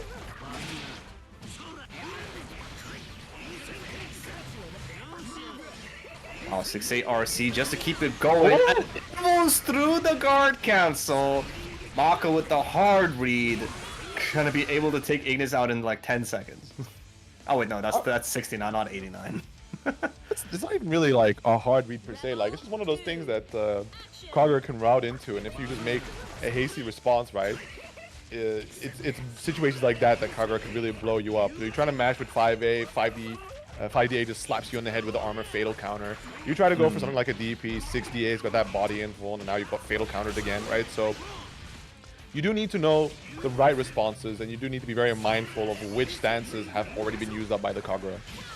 Yeah, you mentioned the right responses, like the IB on the 2DV is obviously one of the important ones, because then you can check the 5 right after with a low. But can Aracune even do that? You need an actual low, not a foot property move, right? I don't even think you need to IB the 2DA. You can just kind of walk it and mash, because you catch them in the travel in the startup. But yeah, I think the idea is like if you IB it, you can punish it and also check 5DA, and then if you don't IB it, maybe you cannot punish it. Oh, you can. Because like spacing. Oh well, yeah, spacing. Yeah, that's definitely the case. I'm too privileged on Kagura and S normals. I just press 5B and it works. It just punishes 2DA. I'm surprised you pressed 5B there, because I'd be too afraid of the 5DA there. Yeah, so no, I'd be you doing can catch Kagura coming down from 2DA before 5DA comes out. It like 2DA cancel into stance is an air stance cancel, right? So he first has to rocket down to the ground and then go into 5DA, which is not frame 1 armor. So during all that time, you can press a 5B. Oh, I was mostly talking about 2DB into 5DA. Oh, 2DB! No, yeah, you just gotta IB and hope. But yeah, I'm wondering whether Aracune can actually check the 5DA that comes after, because we haven't seen Ignis do it once. Goes for the clash, or goes for the 6B to armor through it, and it clashes, funnily enough. If you IB 2DB, like both hits, you should be. That's a low. 2B is a mid. Oh. No, he can't. He can't do shit then. Like he has to do 2C, which is like way too much startup. I see. I mean, let me just double check I'm not chatting shit as well. But yeah, Curse is building up for Ignis. He is able to pop overdrive to force stuff to happen should he want to. This has got me 2DB isn't. Oh, right, 2B is a low. Never mind. Yeah. So it's just like it might just be a distance thing, but like it has decent horizontal hitbox or hitboxes. It can work. You can do it. Of course 2B is a low. That's part of his mix-up. I'm an idiot. Yeah, it's full. Yeah, it's like was it air dash cancel into 2B? Yeah. It's like air dash, maybe barrier break or some shit into 2B, or the the JA. The matchup has been solved. Ignis figured it out. It's 2-0. And just like that. Well, that's gonna be unfortunately it for Mako Shoujo. As good valiant attempt, but you know you ran into Ignis and lose side. What can you do? Sometimes them's are the breaks. Bims are the breaks, indeed. Yeah, while we were doing that, our other loser side match got decided. So Chikes ended up taking it over Hyaxel, which means we got Neek up against Chikes now. Gonna be most likely Tsubaki. I don't think we're gonna see the Lambda come out on Chikes' end. I mean, like Tsubaki, not necessarily the worst character to deal into Taokaka, right? It's not like she per se has anything that stops, like, or outright impedes the Taokaka game plan. You do kind of just still need to be pressing correct and not getting your anti-airs baited. Please select your character. Whereas like if the Lambda choice comes out, that's more of like, oh, a hard stopper. You're throwing these drives out to be obstacles. But yeah, with the Tsubaki pick, I don't imagine this to be particularly too bad. It's going to be a finesse matchup for either side, right? One side for Neek to not play with the Taokaka movement in a linear fashion, right? That it becomes very easy to actually anti-air. And on the other hand, for Chakes to not blow through all of his interaction options, trying to stop Neek from moving around Taokaka style. Yeah, I'm wondering how he's gonna go about it, because usually when I think about this matchup, I'm just thinking Tsubaki JA, the one that hits upwards being very important, and of course like JC, and maybe the fireballs as well on to tackle, but we'll see what Chikes ends up representing. Of course, Neek, very familiar in the matchup, knowing where to challenge, gonna be able to reverse the situation. Nice little 3.1, alright. Okay. DP action to get out of the situation. The life lead here for Chakes, and wow, the dive kick actually catching on the other end. Stagger pressure. And kind of uncharacteristically from Neek, we're not seeing all too many IBs or IBBs.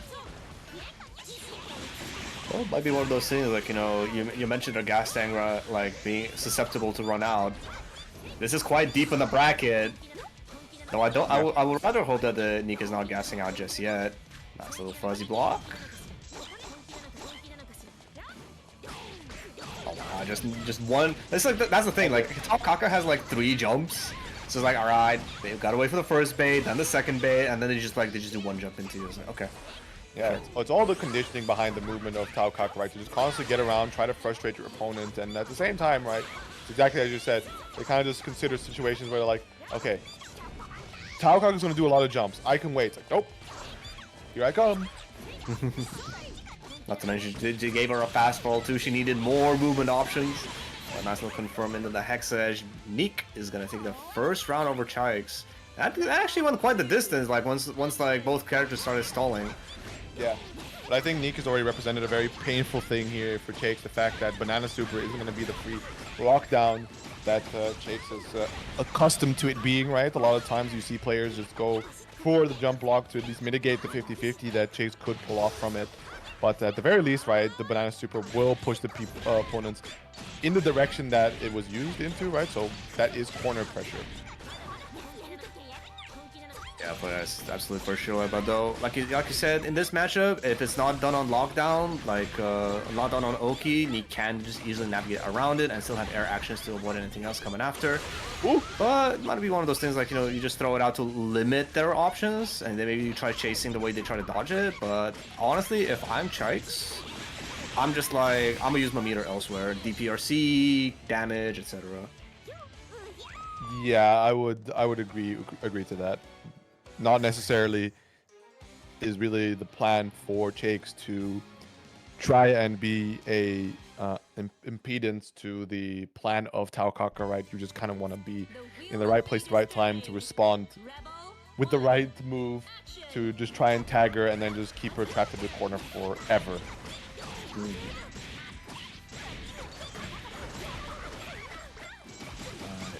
Early start for Neek. That was a side switch? Yep, it's the it's a jump into the corner of 5C, which actually has like enough of a backward hitbox to connect. Crazy business. So early overdrive spend just for the stocks, and now Chax is able to run some very strong pressure. Woo! But that's that crawl. That's something we haven't mentioned before yet, but Taokaka being able to crawl, it gets us very unique answers to some options. Yeah, and especially into Tsubaki, right? She has her own sets of whiff cancels, and with that double JC, right? The second one actually air stalling, so that late overhead option can actually be able to, I think, crawl under it, and you don't have the hit stop to be able to cancel into that second JC and threaten that double overhead.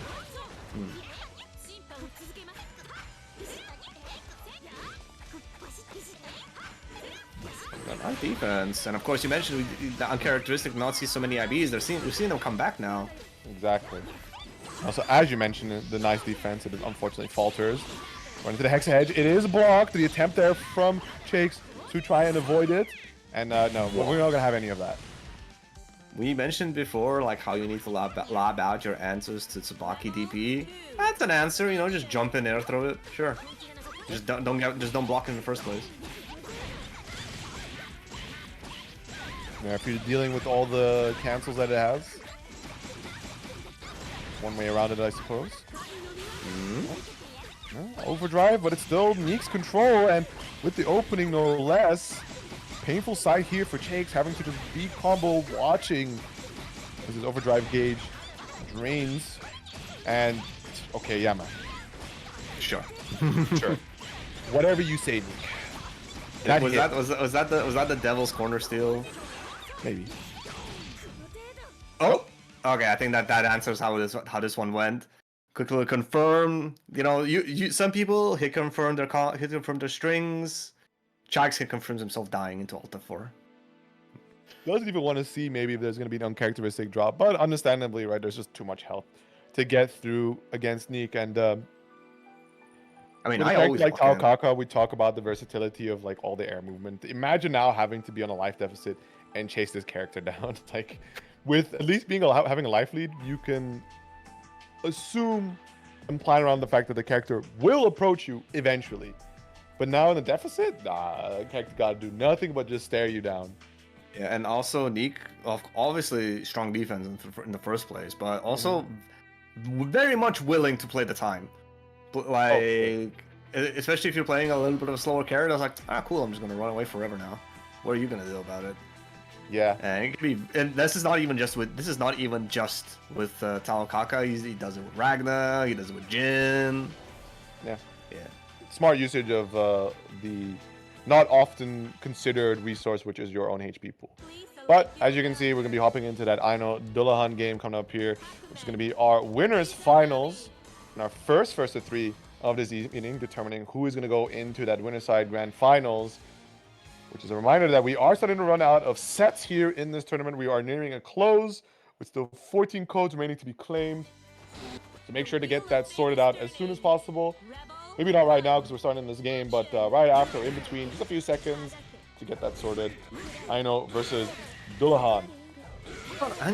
What is Aino doing? Just like trying to poke stuff with 2B, obviously trying to get under that 4C and whatnot, but very impatient. Like, why not just like run away and then set up ribs? But Dullahan is gonna not question that, surely. That's what we'll throw, and I think you're dead. Ooh, oh, no, misses the charge. Yeah, you need at least that, I think it's like level 2 on it to have it perform a launch. Otherwise, it's going to be a standing hit, which is awkward. And 6C doesn't really cancel into anything. You can still salvage it. Like, if you don't get the charge, you can still like do 5A 3C, so at least get a knockdown. But yeah, obviously, it's a big miss when it happens. You don't want to see it. Yeah. Cool.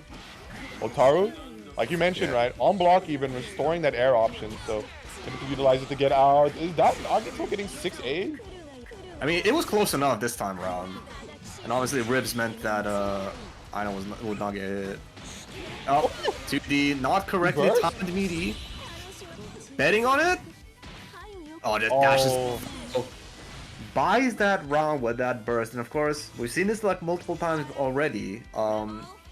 Even if you're on 0 on round 2, like being able to ride it out, you're guaranteeing that burst on round 3. So you could be like, you know, being our game up is always beneficial, but it's always a risk that you're taking. Ooh.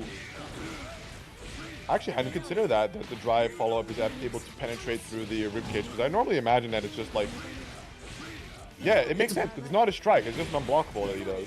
It's I don't know if it's like throw property, but obviously you cannot block in the ribs, which means you cannot jump cancel block like versus the drive catch. So yeah, that might be it. Oh, that might be it indeed. Let me just actually check what Dustin says about these follow-up moves because they just don't have a guard. Well, that body throw is their attribute. Yeah, so I think the throw is ends up taking precedence there. Yeah, I mean, it's in general things that do effects like this, right, where you get like tossed around. But it also just doesn't read like any sort of guard property to it. It's an unblockable as well, I believe. Ooh. Nice little two. And of course, not being afraid to represent it, like Hakumen does have the health to gamble on these drives should they want to. And all this time he is also building meter to start being able to rob, as we just saw cashing in the double ship wave dash. Oh, Agito, and yeah, just pops himself up to the air. Quick recovery to still be able to come down with an air normal. We're gonna go into the overdrive, generating the gauge, but unfortunately, but gets the extension from the Hotaru. Running the pressure for a little longer, even forcing Aino to commit into a counter assault. Danger state no less, meaning no ribcage. Forcing you can just look at the damage it dealt, but not enough to close out just yet. Go RC. The ribcage not gonna recover in time, I believe, to set up. Aino's really pushing it, and yeah. And now being able to run this ribcage pressure, popping it to save himself. Overdrive is gonna come back to Dullahan just in time. Neutral ribs, and now just pulling up and unblockable Yanagi. That's character knowledge. That is definitely one of those situations of. I mean, I guess. Oh yeah, it ties into what you said that you can't technically block in ribcage. Yeah, it becomes like a true unblockable up against ribcage. And it's one of those things like you used to like, oh, it's just a strike throw, so I'm just gonna block it. If something happens, like it's gonna be minus, but no, you gotta. I don't think you can even jump, like it can still catch you out of the air, right? So. Yeah, I think so.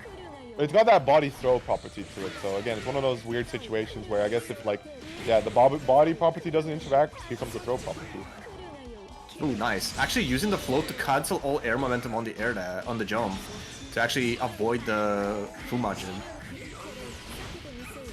Alright, some fake Oki, but we just sent him through it. Yeah, but a little too fast there. And I think the 6D, interestingly, not working out there. I believe it should be able to guard at least that situation. J2A and Zantetsu, big counter hit. Might have been quite the emotional burst from Aino, honestly, because that's something you kind of just go like, yeah, you got me. Zantetsu, it hit. Counter hit no less as well. Let's go into the next round with my burst available. I feel like that is just like a body reflex. You got hit by Zantetsu, you just press the burst, you don't even realize it. That's just like, ah, crap, the health deficit is too extreme. Yeah, or it could have been like a really late overdrive attempt, right? Like you see the Zantetsu come out, it's like, I can overdrive this and get the punish, and then alas. Yeah. Zantetsu is pretty fast, even though it's a very reactable animation. Ooh, what is this float pressure? Anyway, whatever nice it is, didn't work out. Switch. Point blank 3K. Good reaction on the barrier. So like this is like it's a little reaction to the counterplay too, Renka. Like if you barrier the first one, the second moves entirely. But because you've made contact, you can still cancel into Gurren. Oh, I go for the fuzzy, just gets hit actually. I guess. But that's the fun thing about fuzzies is like if you got hit, I'm just gonna combo anyway.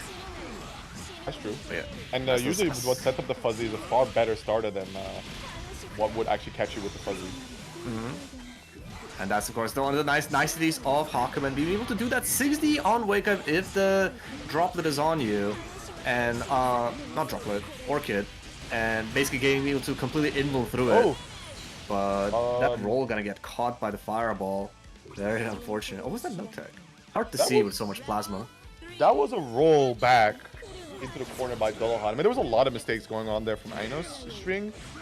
Surprised to see it actually catch Dullahan off guard with, like... I guess he just wasn't expecting it to be a hard knockdown through all of it. But it is 2C. 2C is what sets up her sets it up long in being able to charge up the fireball. to get that full Oki going. Jump cancel on the Renko to get some ambiguous pressure going. Let's pick up. Should be near corner conversion here. Put him with, oh wow, wake up 4C. Fortunately, not able to get the pickup. Probably was trying to like cut the bits, but nothing was launched. But either way, I know just barely missing the full conversion, but the falling JC is gonna force a burst out of Dullahan. No J2A this time. J2C trying to dance around, but oh, and there's meter to convert it. No burst coming out of Ino. Opting for oh. The burst save situation there. I'm surprised Ino held on to that burst for so long there after the Yukikaze. Because like you said, it was a lot of damage coming out. Yeah, it's, you get hit by Yukikaze and they got that one extra pip for the Kishu. That's like 4 or 5k at least. But yeah. I think Ino was just aiming for the overdrive. But what can you do? Sometimes the read is wrong. Not something too common you see from Izanamis by opting to go for the overdrive. It's a strong one. Yeah, it's very fun to deal with, I'm sure. Yeah. But we'll see. Either way, with this being a winner's finals, it does mean that Ino still has one more chance as Dullahan is up 2-0. And now we finally got some full Oki going. No draw, no Orchid obviously because of Aquaman. Scary situation of dealing against Izanami pressure is the fact that once you start running these air strings, specifically getting a falling JC, you have to make sure to IB that, because otherwise, oh wow, otherwise you set yourself up for getting fuzzied there. Like if you IB the falling JC, you can crouch in time before the rising JA will come out. Almost tried to convert on that tray, but nothing quite there yet. But now you're blocking. Wow. Oh my god, the float slide. So evil, she does a low out of the sky. It's one of those things you can train yourself for, I believe, because like the alternative she does is a mid. Unless she unfloats, obviously. Smart. Yeah, but if you see her disappear off the screen, right? Oh yeah, sure. Tries to push it for the kill, but not enough. Down 50 meter, falls into the Yukikaze, saves herself because Skull is a projectile. One last chance, spending the burst. Heavy investment in this round. An unfortunate situation there. 2D, of course, one of the more longer active drives from Huckman, but sadly going for the 3C there, having an exceptional amount of startup there. Nice little call out on the airstring with that 6D. Of course, I'm pretty sure every time Hawkman does get a parry catch going, he does build a little bit of meter. Maybe. It may just be. Oh, nice little reset into the throw. This is looking like a pretty rough round for Ino. Oh, nice little IBB on the wake up, preventing that tick throw. Yeah, now starting to represent another thing, right? Like off the IB from the JC, going into 6D, an RPS player, right? Like I know might have to start looking out for these, especially on this low health situation where she doesn't want to get caught up, but you use Yukikaze, so you're able to recover safely, even going to the throw. Get away from me with that rib cage. Now just kind of dancing around, making the most of this neutral space to hopefully try to find one hit to tag against Ino and close out this round. But the 3C does connect, and smartly there, I do agree with that burst because you can get put into the contraption with all this meter on the side from Ino. But yeah, at some point, just backing away. There's not a whole lot of screen space left to retreat into. And with bits being your projectile answer into things, the JC can strike at finest. That's something, of course, like you have to start getting used to as now this Hawkman being able to just like cut through the bits and strike you at the same time. Also, something to note, right? I think she has adjusted. Like we saw off the unfloat, going into a delayed follow-up, considering the many times that Dullahan has IB and then gone for the 6D. And a bit of a miss, does not get the bounce on the fireball. Dullahan still has a life lead despite the early. Okay, active flow available both players, but it's gonna be Ino that is gonna be able to cash in the damage bonus. Meanwhile, Dullahan is gonna be regenerating overdrive. A hard bait on a potential. Hey, what a jump!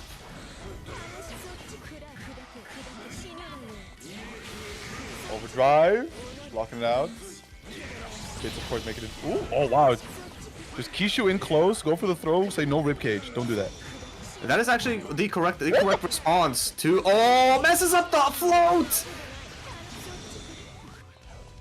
And now Aino is just gonna try to get us the stray hit. Meanwhile, Dullahan with the parry threat always available.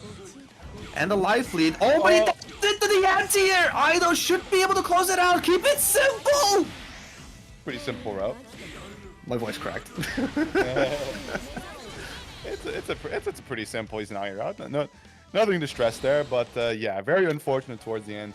Just going head first to his own demise, but I guess for both sides, for both ends of the scale, right?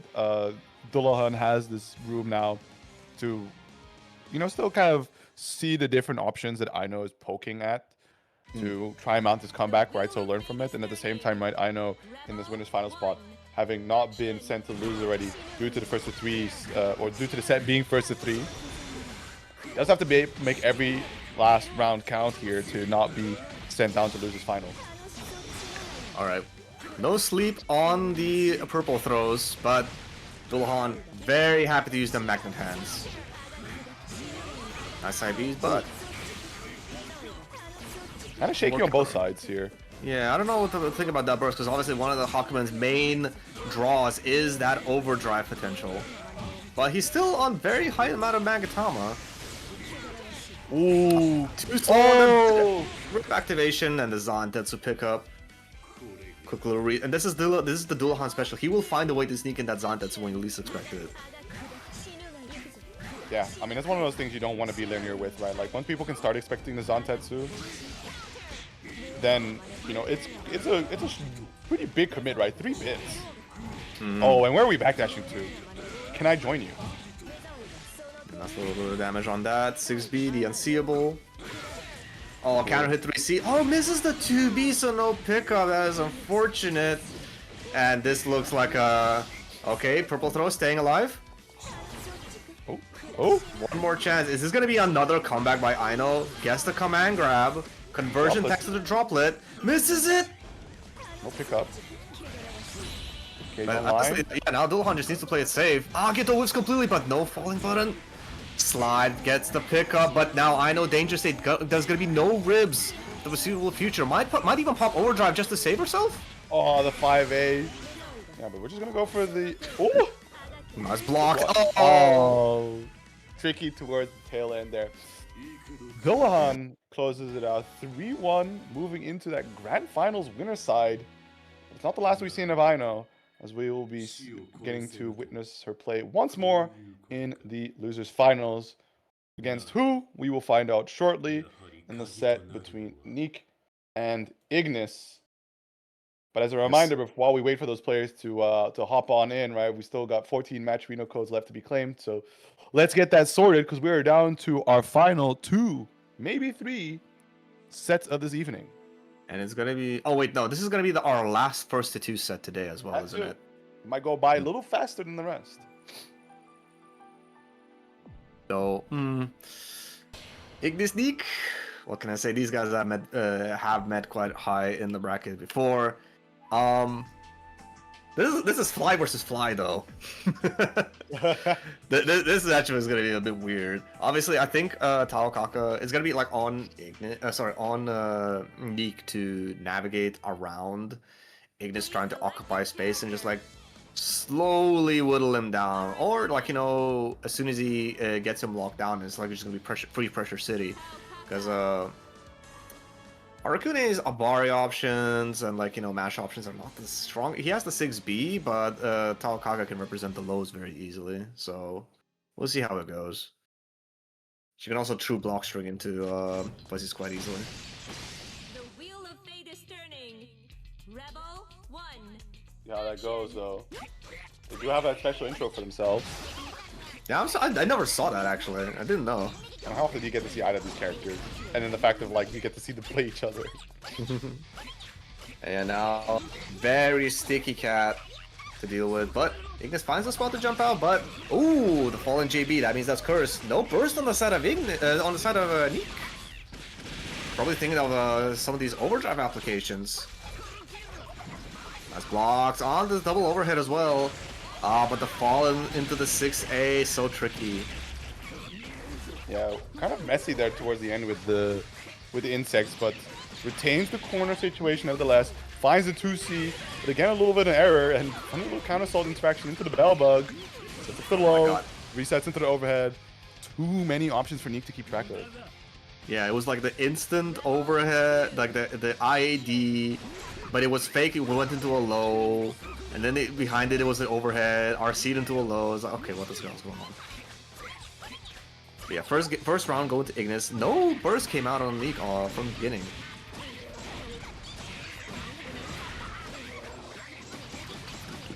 Nice little damage. And decent Oki gets the roll catch. Get back in there.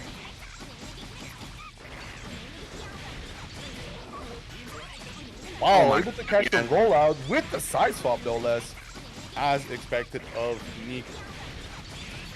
Dealing with a character that does struggle with conversions, having to keep track of a variety of options beyond just the common, are they in the air, are they standing, are they crouching?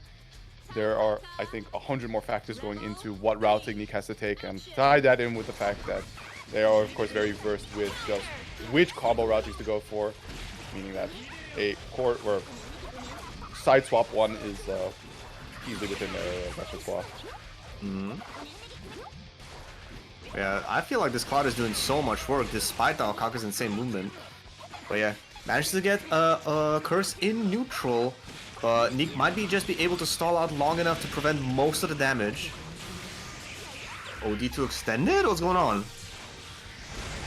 Oh, this is the dash gets clipped, but because the curse was still locked out, there was no curse build up at all. This actually works out beautifully for Neek. A nice little quick little meaty. Just keep him humble.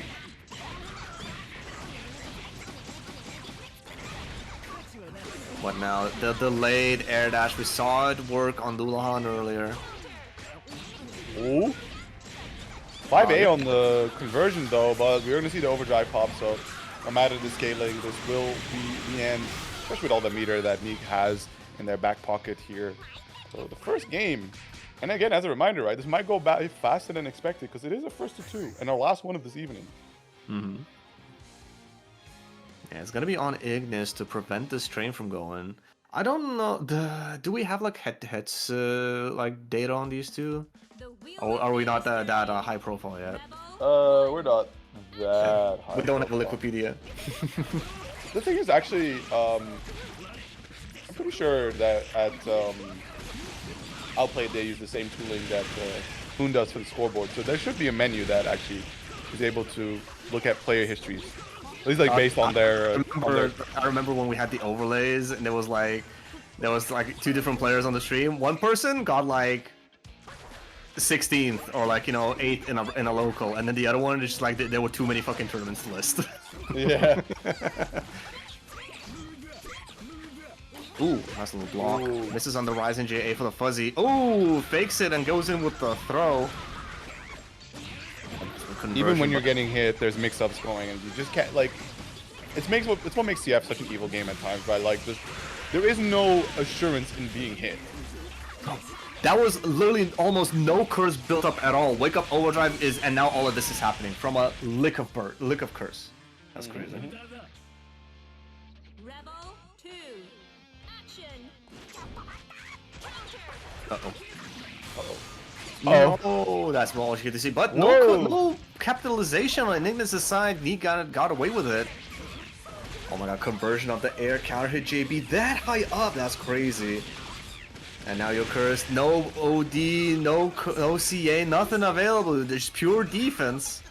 Yeah, a lot of burying though, so you can see again, right? These multi-hits tearing through. Yeah, but actually managing to survive all of it. And of course, showing why Neek is as seasoned as he is. Oh. And just keep running the fuzzy pressure. Of course, Taokaka is so awkward to deal with because she has like this 2B that's like propels her forward so high up, and of course she still has the Gatling option to threaten after it. So she can be extremely sticky. Oh, throw super. That's misses the 6D. A little bit of a scramble there as well. But nevertheless, Ignis able to secure quite the confident game for himself here. But as a reminder, right, this is first of two, so we are in a final game between these two, who I think have been our grand finalists in prior brackets. Even then, are seed 1 and 2. Yeah, they were expected to meet in winter side, but you know, it just goes to show you can't sleep on anybody because both Dullahan and Aino and like it's not even an upset. Everyone's seated like super high that's left. So Yeah, like it's not the per se expected outcome, but you can see it happen. It's reasonable. all right. Manages to sneak away from the corner, does Ignis, but not able to anti-air that fast fall. Gonna have to cash in that burst to secure himself, like to preserve any momentum from building on Neek's end. Ooh, what a catch. Yeah, well, not gonna get the full conversion. Maybe expected that Cloud to finish building the curse earlier, which is why he went to the wheel so early. What? But yeah, that's the devil's corner steal. Like that's completely invisible. Like it's so fast. Enough vacuum there. Evil, man. But again, I think there's just like her wall cling just steals corner by itself. it does, but I think Tusi has a bit of a vacuum too, if I'm not mistaken. It should, yeah, I believe Yeah, so that just like pulls you out of the corner, so that you can just hop in there. Nevertheless, right, it's just one of those things where you can be... There you go. Yeah, there you go, that's another one. But you can be so thankful that the Tao Kaka character does struggle in his damage department on a lot of these hits, because how can you reasonably expect to be able to deal with a lot of these situations that quickly just steal the corner? And especially that last one, right? It steals the corner for exactly that one hit, puts Tao Kaka back on the same side to be able to keep the corner for the rest of the combo. Ooh. Of course, Neek not getting tripped up, knew that burst was still grounded despite the animation would suggest. But yeah, ooh, what nice little Abare 5A getting that mix-up going, but not able to capitalize on it. Anti-air, low profile, 2B. That's probably what Arcuni has to rely on to most of the time. 5C is just so slow. Ooh. Nevertheless, from the scramble, able to get the next pickup. Ignis is sitting at a 50% burst, right? So I don't think it's going to come up anytime soon, no less with that counter hit. Will there be a chance to go back into a defensive situation to counter assault, or are we going to die to this full combo? We're getting eerily close. Super. The combo just does not end. Oh my goodness. I mean, it doesn't end. It was 75 meter used, and it did, I would say, only 3.9k. Well, the damage is fine. It's just how long it goes. You just think surely it's over, and no, there's another 3C. But yeah, nice showing by Neek, not letting Ignis get started at all in that final round. Gonna be taking it 2-1, which means that that they secured their spot. It loses finals up against Aino. Which means it's now gonna be a first to threes all the way from here. Exactly. So a little bit more room for y'all to claim those final 12 codes. Get in there, grab anybody you know around. Just get in, hop in this. They have a Twitch, Facebook. There's like many ways to sign in on Matcherino to get these codes claimed. Get your friends, get the people that are not watching the stream on Bbeuobi to also claim these codes. Get these sorted out ASAP as we're going into our final 2, possibly 3 sets of this evening. And like Ray said, all first to threes from here on out. So going to be some good back and forth, or maybe just a lot of doom and despair 3-0 sweeps. I mean, even if it is a 3, if it were to be a 3-0 sweep, there's still a lot of data for both players to do. It can be one of those, like, you know, hey, it was a 3-0, but it was actually close. As they say. The scores on the bracket do not tell the full story. Sometimes they do. Ooh. Just mashing into it. I know, just belligerent, just trying to ignore anything that he can represent. Yeah, because I can imagine, right, like both of these characters, funnily enough, similar type of situation that should the momentum allow for it becomes very hard for the other to respond. Granted, of course, right, for Aino on Izanami, it's a lot more one-sided and a far easier bit of Oki to pilot, but you can see here, right, with only having the 50-meter reversal and system mechanics to rely on. Once you get trapped by Neek in the corner, it's very difficult to escape. Yeah, and it's also one of those things like even like you have to use system mechanics, you still find Izanami players hesitant to use barrier because that eats into their robbery factor. That's true. Oh, nice little 2B on the air hit. Tried to confirm it in time, but the 6A whiffed. Alright. The corner we go. Saw a nice attempt at some IBs. Generates a bit of that meter off of it as well. Goes to the counter assault. Doesn't want to see for too long what Aino has in stock for them in the corner. And gets that counter hit conversion as well. This time, Spurs being spent from Aino.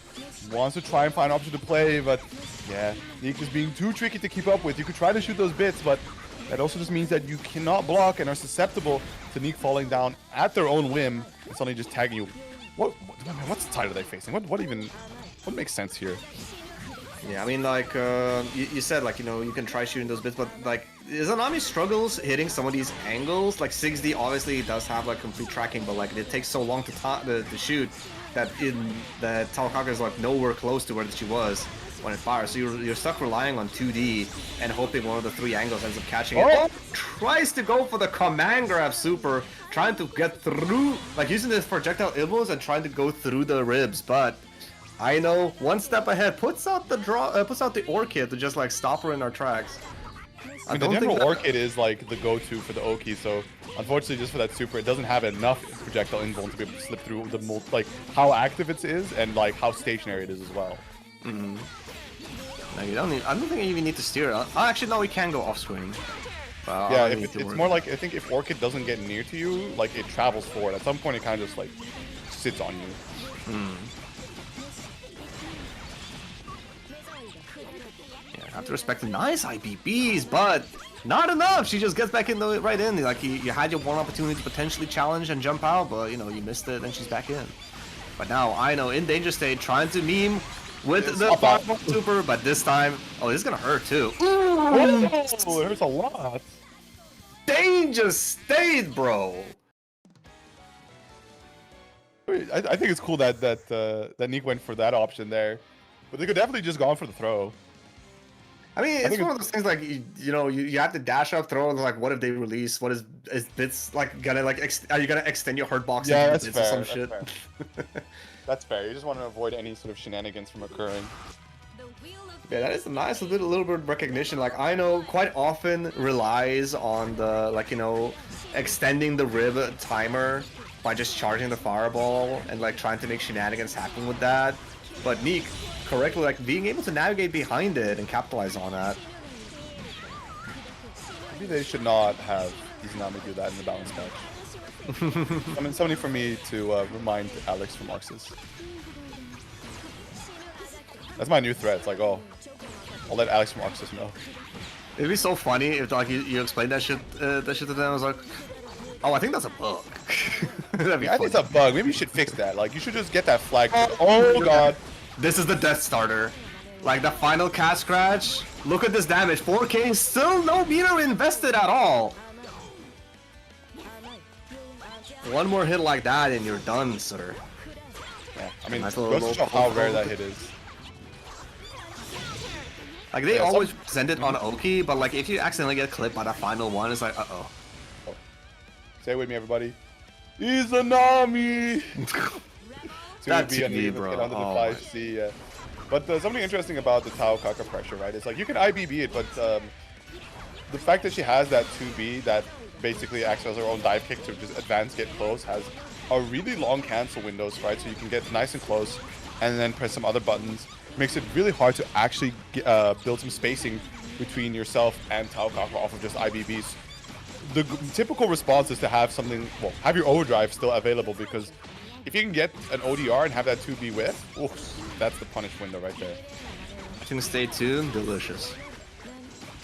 But I don't think we're gonna be able to see that now because Aino's gonna die before that overdrive comes back. 4.4. That was almost like the 4-4-4-4. Almost. And you can see how often Neek was able to just secure hits, because through all of that, the red health bar kept developing. But well-played 6A gonna do the one thing that everyone dreams of doing against Taokaka, anti-airing him. Yeah, just like sniping her from halfway across the screen. That's crazy. Just dash right into it. But that's basically what you sort of kind of do. Sometimes like you either occupy occupy space with like red boxes, or you put out an anti-air. And it's like, God, hope I don't get whip punished for this. No, gee, I surely hope I don't get whip punished here. Oh, nice block in the corner steal. That is not going to be enough as Neek quickly finds another hit and resets the situation. Ooh. Block the fuzzy. Oh, crush trigger. Oh, just dash 6A. Oh, but the bits are expended. Neek is going to try to get the hit. Skull RC to keep things going. Nice. Wow, actually, the skull entirely. That is a rare occasion we need to celebrate, right? Everyone break out the drinks. Skull being whiff punished. He thought it couldn't be done. I mean, it has landing recovery. It's like 5 frames. Haha. Yeah. But it's just those moments where you're like, I'm going to capitalize on its landing recovery and punish it. And it's still active. And you're preempting your button and you get counter hit into the full combo. I don't want to think about Skull. It's so annoying to punish as well. Like, you know, even if you block it, it's like, cool. Oh, wait, no, she bounces back. All right, fine. I'm going to, like, dash up. It's like, ooh. At that time, it didn't bounce back because they hit it too low or something. It's like, God damn it. Make up your mind. Oh, nice little 2B sliding under everything. Gonna get an early start for Neek. Yeah, a decent starter at that, right? 2.9k. Kind of decent damage here on the Taokaka character. I mean, 3 jumps. And on the mash attempt, unfortunately getting counter hit, having to expend the burst, already out of bits, but the Thunderbolt lands. Is going to trip up Neek here. So much so that they are going to spend the burst to get right back into the action.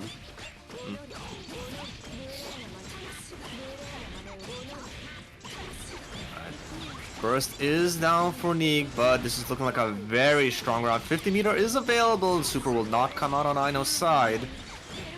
One more chance though. Actually, no, you're dead. No, you're on. Go Hexage. All good. Set point for Neek though. No burst available. So should Aino be able to establish that early round dominance, it's going to be... Well, basically, Neek has to be really nice on the defense, and they have demonstrated that they are capable, but ultimately everyone kind of just gets got by Izanami at some point.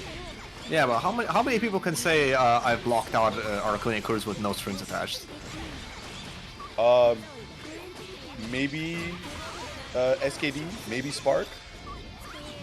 Man, I have not seen Spark in such a long time. What was that man doing nowadays? Not playing BlazBlue, that's for sure. Hey, who knows? Trinity, he might come back, the GOAT. Oh. I know SKD can never return, because unfortunately punished Heavenly Mandate, or like Heavenly Restriction, can't use his hands no more for an extended period of time. Has to play 2 XKO instead. Oh, play, I think he just mostly labs it, but yeah. Anyway, one more touch is all that Neek needs to secure his spot in Grand Finals, but Aino's not gonna give it up without a fight.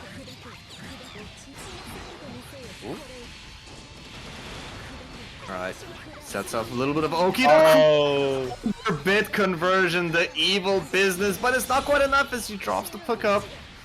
Oh, the air, the float slide, not ready to block low. No conversion of the anti-air. How unfortunate. We're just going to go into the Hex Edge. RC, the burst is going to come back up. Is enough damage? Just a pixel health remaining. Tries to throw an item. Gets tagged by the Comet. Jumps away from the Thunderbolt lance. Stalling out to the air. Doesn't fall into the 6A. RC jumps away though. Kind of an error on the conversion. Leaps about. Avoids the droplet. 10 seconds on the clock. 7. And it's just going to be a raw drive. Being able to connect there. Neek with the 3-0. Moving on into the Grand Finals against Dullahan. Coming at it from the loser side, so we really got to beg the question, how much more gas is left in Neek's tank? Because knowing how this fella loves their naps, can simply just kind of be like, well, I'm all spent. And paired with the fact now that they're going to have to win a cumulative 6 games, right? 3 to reset, then 3 to challenge for the tournament win. To Dullahan's, well, only requiring to win the 3, just the 3. It's a long road is what I'm getting at, and Yeah, but that's the privilege you get for being on winner's side, of course. That's Like, true. only needs to win one. You can either spend it on data, you can maybe be evil and not try to gas the other person out, but at the same time, like, you've won your match so much earlier. You've just been sort of like sitting by the sidelines. You're coming in cold. Meanwhile, Nika's coming in hot after playing 2 games back to back. But yeah, we'll see. Let's see how this one goes. One more set left for the night, and we're down to 11 codes, almost all the way through, guys. If you're watching and you have not done that, Next Point Match Reno is all you need to do. Is you hit that thing, you log in, you're already on Twitch. All you gotta do is you click login. If you don't want to use Twitch, use any one of them 50 other versions of logging in, and then you just click claim code, and just like that, you will bring us to triple digits on that prize pot. We're just 1 code away from triple digits, is all I'm saying, bro. There it is, Max Davis, I love you. We're down to 10 codes. If you guys got anyone who might be willing to hop in and help us contribute with this, hit them up right now.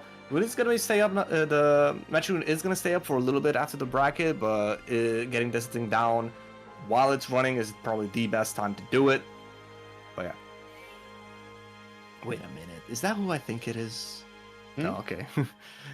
It's like, I'm looking at the profile picture of this Max Davis guy. I was like, that's not Max Verstappen, is it? Well, probably. I could DM him right now and be like, claim a code, and he would. I could, but he might be busy running uni stuff right now. No, he isn't. Oh yeah, he's not. Alright, cool. Oh He's yeah, on Monday. it's Mondays that he does it on.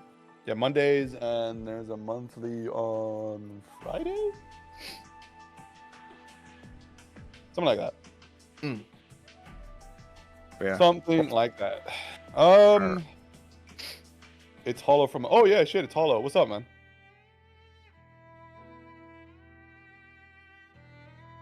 Hollow, my player, commentator extraordinaire. I get from the Texas scene. I get to see him from time to time. I think.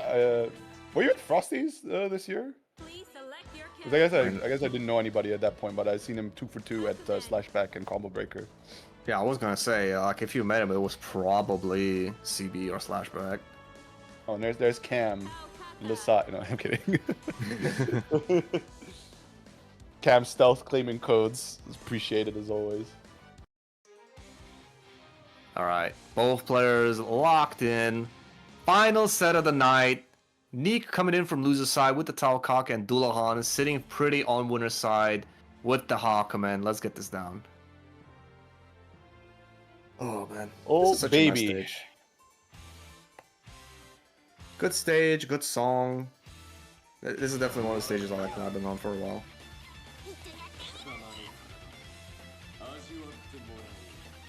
The wheel of fate is turning.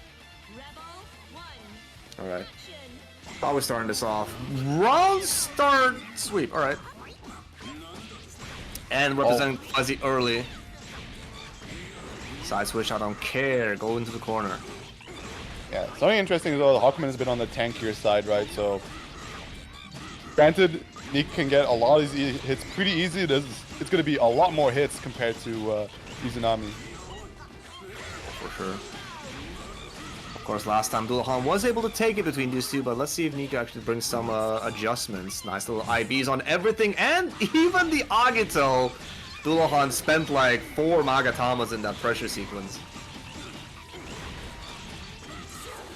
Yeah, considering that burst here, guys, so you just saw the early momentum of the round being just a bit too rough. Not enough to really invest these carryover resources. Maybe on this time we can get a nice, good JC snipe, but at the same time, Nika playing it a lot nice and slow. And the round the world basketball, or baseball, excuse me, is going to connect. Around the world it flew and made it back to actually save him from the 2C. That's crazy. Not the TK Tsubaki on Wake Up.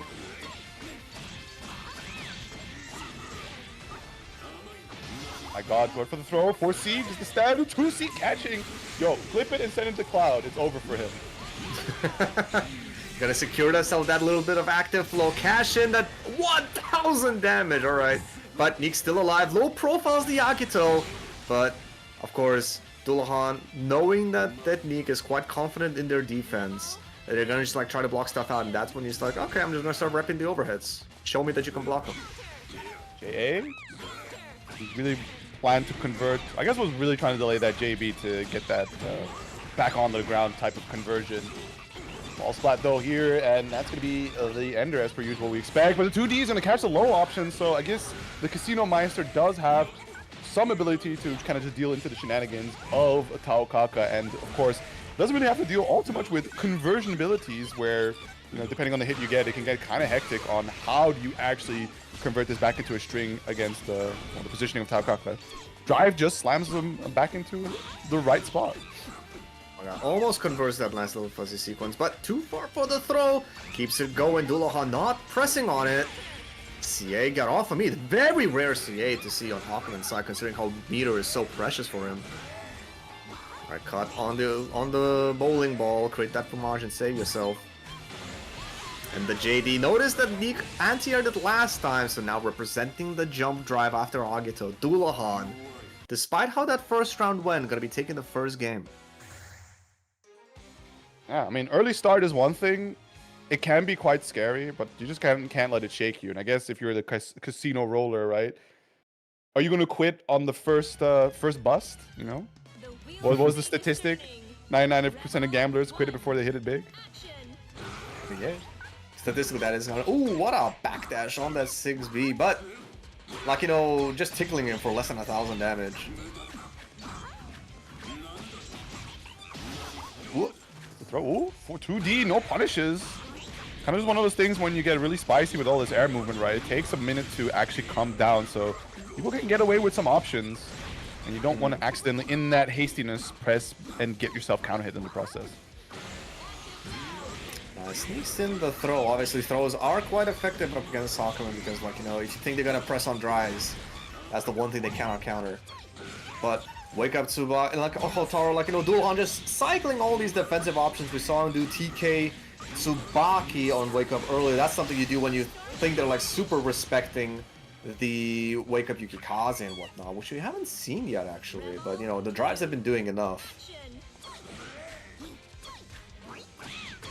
Ooh, hop over to the other side, finds that JB, clean little sweep, defense. But it's only so good. You guys still gotta tech them throws, and fortunately for anybody facing off into Tao Kaka, right, this character does have some really solid stagger pressure, of course, next to just the multitude of air movement situations to be able to set up all these kind of mix-ups. So can come at you from every kind of attack, including CF's very own standard. But the 2D, Casino Man strikes. Obviously not frame 1. Oh, actually, wait, no, 2D is frame 1, isn't it? It is, yeah. 2D is frame 1, one of the slower ones. So, yeah, it's frame 1 next to 6D. 5D is not frame 1, but lasts quite a bit. Yeah, you can hold that thing. And JD is also frame 1, if I'm not mistaken. I see, I see. Still, gonna be able to reverse that situation to tie up the round count. And of course, overdrive available on both players. We're gonna see how they're gonna cash in this one in for the last round. Nice, jump in, blocks the fuzzy, but it's only part 1. Pressure keeps going, and Oh, that actually stole the corner, so the Heavy Cash sent them out. And I'm pretty sure he was not ready because he didn't do any follow-up after. I was talking about combo consistency potential there for Dullahan, right? But like, I guess you still gotta expect like, what side are you gonna get thrown on? I feel like you have a bit of time to notice that. Nevertheless, 2D, unfortunate drop, get a quick reset. No super cancel from it, but it's okay. We just get the 5C, right? In this panic, we have really strong buttons, a lot of life to chill on. And that's 2-0 as it stands for Dullahan, right? We see these, like, this is kind of what you were talking about earlier, where it may be a 3-0 finish for Dullahan, but these aren't close games at all, right? The 3-0 doesn't tell the full story. It always goes to the final round every one so far. The wheel of fate is turning. Rebel 1. Action. We'll see if Neek has anything else left in the tank, because not only do you have to win 3 straight, right? You still got that reset bracket all the way ahead of you. Nice little 2D finds the spot, and I being Hawkman is so hard, by the way. Like non-standard like Gatlings, like he can delay them all as much as he wants, and obviously you're opening yourself up for a lot of shenanigans if you start doing that. So it's like, it's a testament to be able to IB Hawkman so consistently. Oh, I'm not going for the overdrive there, but I guess, right? Just put you on set point. Chill position to be in. Tournament point. That, yeah, tournament point. I mean, you know, with Taokaka's average damage output, you will get overdrive back, and by the time you will be in the robbery position. Oh, that counter hit 3C is huge. That's, oh my god, just the double casino 6D 2D. You are, yeah, man. Look, man, I'm up 2 games. Winner's side. I got chips to bet.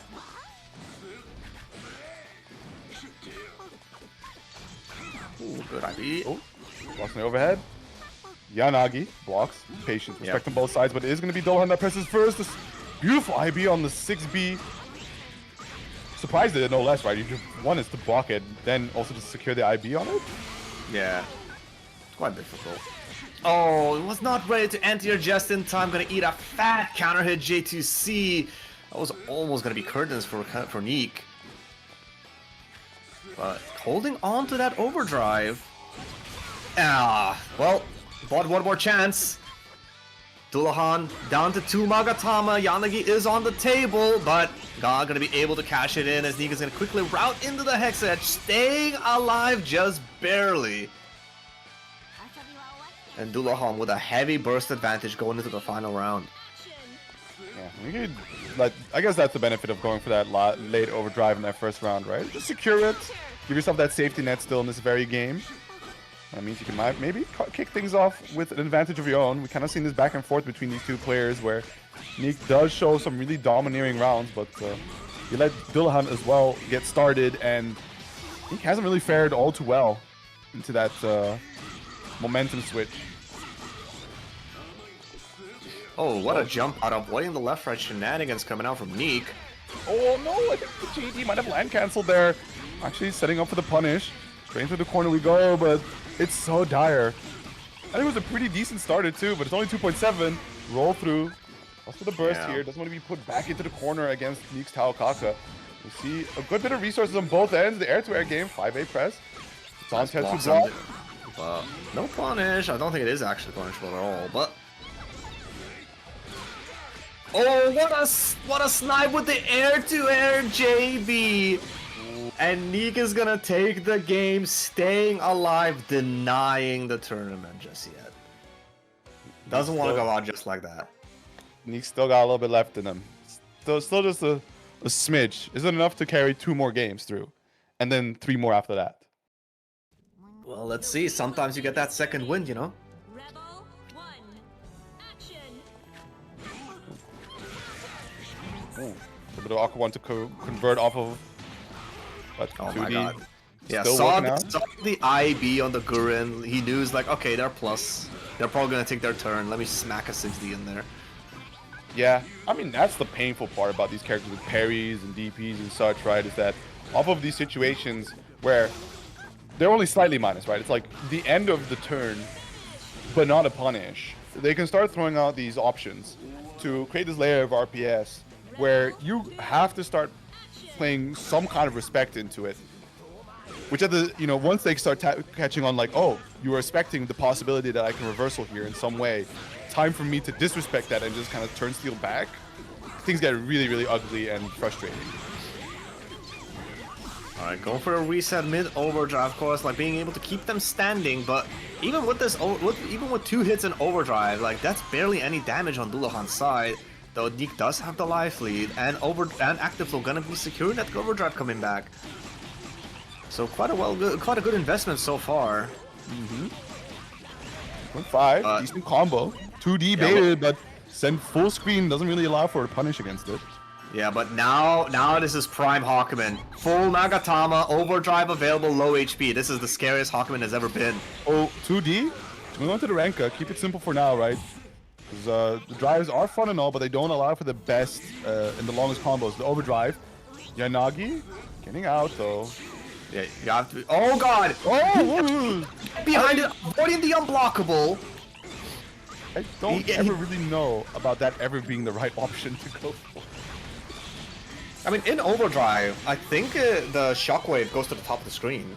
So, you know, being able to just put out a legitimate, like, an actual red wall is sometimes the play. But Nick able to sneak behind them, and I think he maybe, like, overcharged it. He could have just released it earlier. But yeah, that was looking like quite Dulohan's game, especially with how that first round went. But Nick staying alive once again. Very persistent. I mean, through it all, right? He has the overdrive back up again. Seeing on 4 Magatama. Not a lot of damage being taken just yet. Attempts the Yanagi there, but nowhere near the dash through. Not allows for doesn't allow for conversion, but man, that cat swipe from so far away. And now it's trapped into the corner. Still, 4 Magatama. Overdrive available. Can he find the right opportunity to ODR? Neek is starting to bail out some things by fading away, hoping to just try and catch a response, but it's going to be the JD. Simple conversion. The Agito for the hard knockdown. Jumps over. Side swap. Patience trying to respect C, but the Zantetsu comes out. And that's a really smart burst, because should Dullahan been given the opportunity to overdrive, I think that was lights out there for Neek. The tournament's over. Zantetsu blocked the second time. Trying to go for the late Kishu, but the low mash. Yeah, gonna be able to punch right through that, and now scores another Magatama down on Dulohan's side. But look at that spinning overdrive. Active flow on Dulohan's side. Low HP, full duration overdrive is a threat. This is still a very scary Hakumen to be, but what the air throw on Neek's side, gonna have to burst on Dulohan's side. 10 seconds remaining. This could become a real factor. Zero star wave Mishima dashing, Kishu across the screen. We can see the stall as we try one Hotaru, but yeah, there's too much mobility on the side of Taokaka. And we thought, you know, Hakumen does have some really good air normals, but nothing actually helps him to hit opponents above him. That's usually a major weak point for a lot of characters in CF, right? I feel like the main exception is the likes of Makoto, Taokaka herself, right? I think it's her. Yeah, having an air button that hits above you is a massive privilege. I always point that out when somebody has it, which is why it's crazy that Lychee has it on her JA. Oh, I mean, Lychee's anti-air sucks. Yeah, but you know, she already has the staff handle everything. Why she need the JA? Either way. Her anti-air sucks. Alright, this time no catch on, maybe getting a little bit greedy. We've seen Dullahan 2D there multiple times before, but this time getting counter hit. Still gonna be a quick side switch? No, just cashes into damage. Ooh. Yeah, baits out the 2C, but with too much momentum, so not able to punish the whiff. Trapped in the corner. Hits with the late overhead. Reset. A lot of corner trapping, and yeah, just one instance of a corner steal to connect the normal, and then immediately the game pushing Taokaka back out to retain the corner for, of course, prime combo.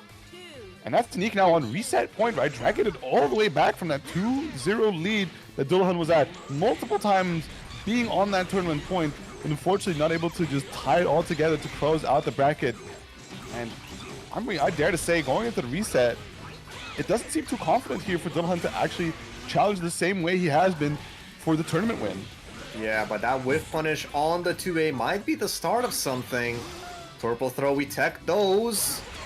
Oh, tries to steal something off that 2B whiff, and then trying to make something happen with the Kishu, but Neek one step ahead, instantly pressing that 2B. Last little whiff punish. One more hit is all that they need. Oh my god, we might see. Oh, no Magatama to be able to combo off of it. Base the counter assault, and I don't know about all this, but I guess Dullahan, Renka, one, no whiff, no cancel. Didn't have the Magatama to do so. Yeah, no Magatama, and because the second hit whiff, he couldn't jump cancel either.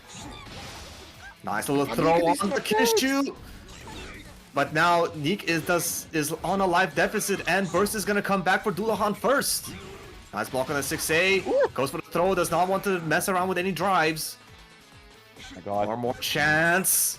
Plus frames. Good block, good read. Overhead blocked, and the throw is stacked. Dullahan is the meter. He gets the overdrive. The burst may come out. He just avoids the Hex Edge and drains 50 meter on Neek's side. But now Neek has the life lead. No counting for the conversion. Renka, IB, the counter is looking forward. Oh my god. Still a tournament point, but look at the burst gauge disparity here, right? Neek just a mere seconds now even having the burst online. Dullahan sitting at a 10%, right? He still might be able to get it back online in this final round, but at what cost, right? Like, you need to get active flow at all to just have a bit of health left to be able to still have burst ready. Overdrive, if anything. Yeah, absolutely. Most characters, they like try to maybe like route into CTs or something like that, but Hakumen's meter is just too precious to waste on CTs just for active flow. Wake up on the side, the Agito avoids it entirely. Dullahan is one step closer to the tournament. 3 Magatamas on his side, Zantetsu is a threat, it lands! At the very end. As soon as he built the Magatama to do it, instantly lets it rip, and the one time Neek was not ready to block it is when it mattered. And it's gonna be Dullahan staying in winner's side, preventing the reset, tying the pieces all together, and taking the tournament this time. Good ass fuck showing, holy. Is this Dullahan's first bi-weekly win? I don't know if we have people keeping stats, but he's been in grand finals multiple times. He's been, I think he has made the distance, but I think it was always the bridesmaid, never the bride, right? So finally, Ina says he has won several, so I might just take her word for it. But yeah, okay. Then it might have been a minute then, since because you know Dullahan's always had that level of that caliber to him that you know he can seem completely unstoppable, even with the casino angles, like the way he's managing Magatama. He isn't the kind of like high rolling, let me wait for red health into full overdrive Mugen combos that we see from a lot of other Hakumens, and unfortunately the lasting legacy of Asugi.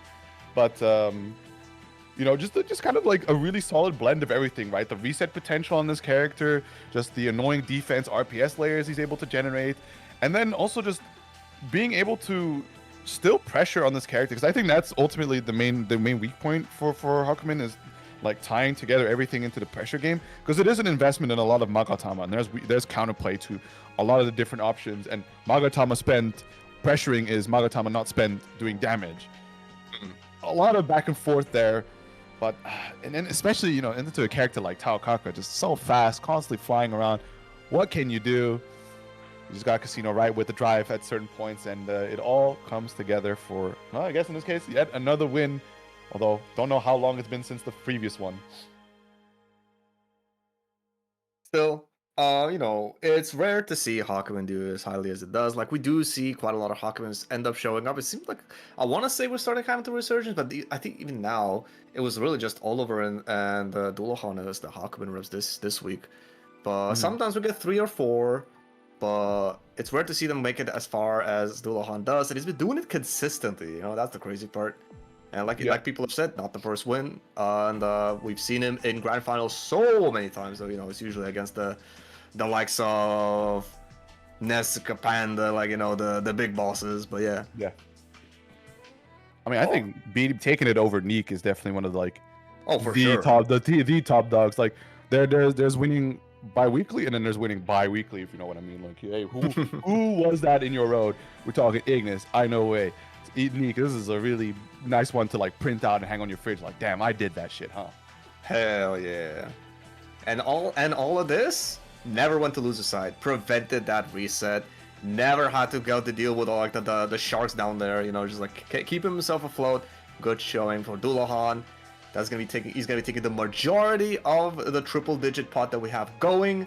Of course, we still got 9 codes remaining. If anyone is still watching, we're gonna keep it open for a little bit longer. But if you guys want to just contribute, !match read, you log in.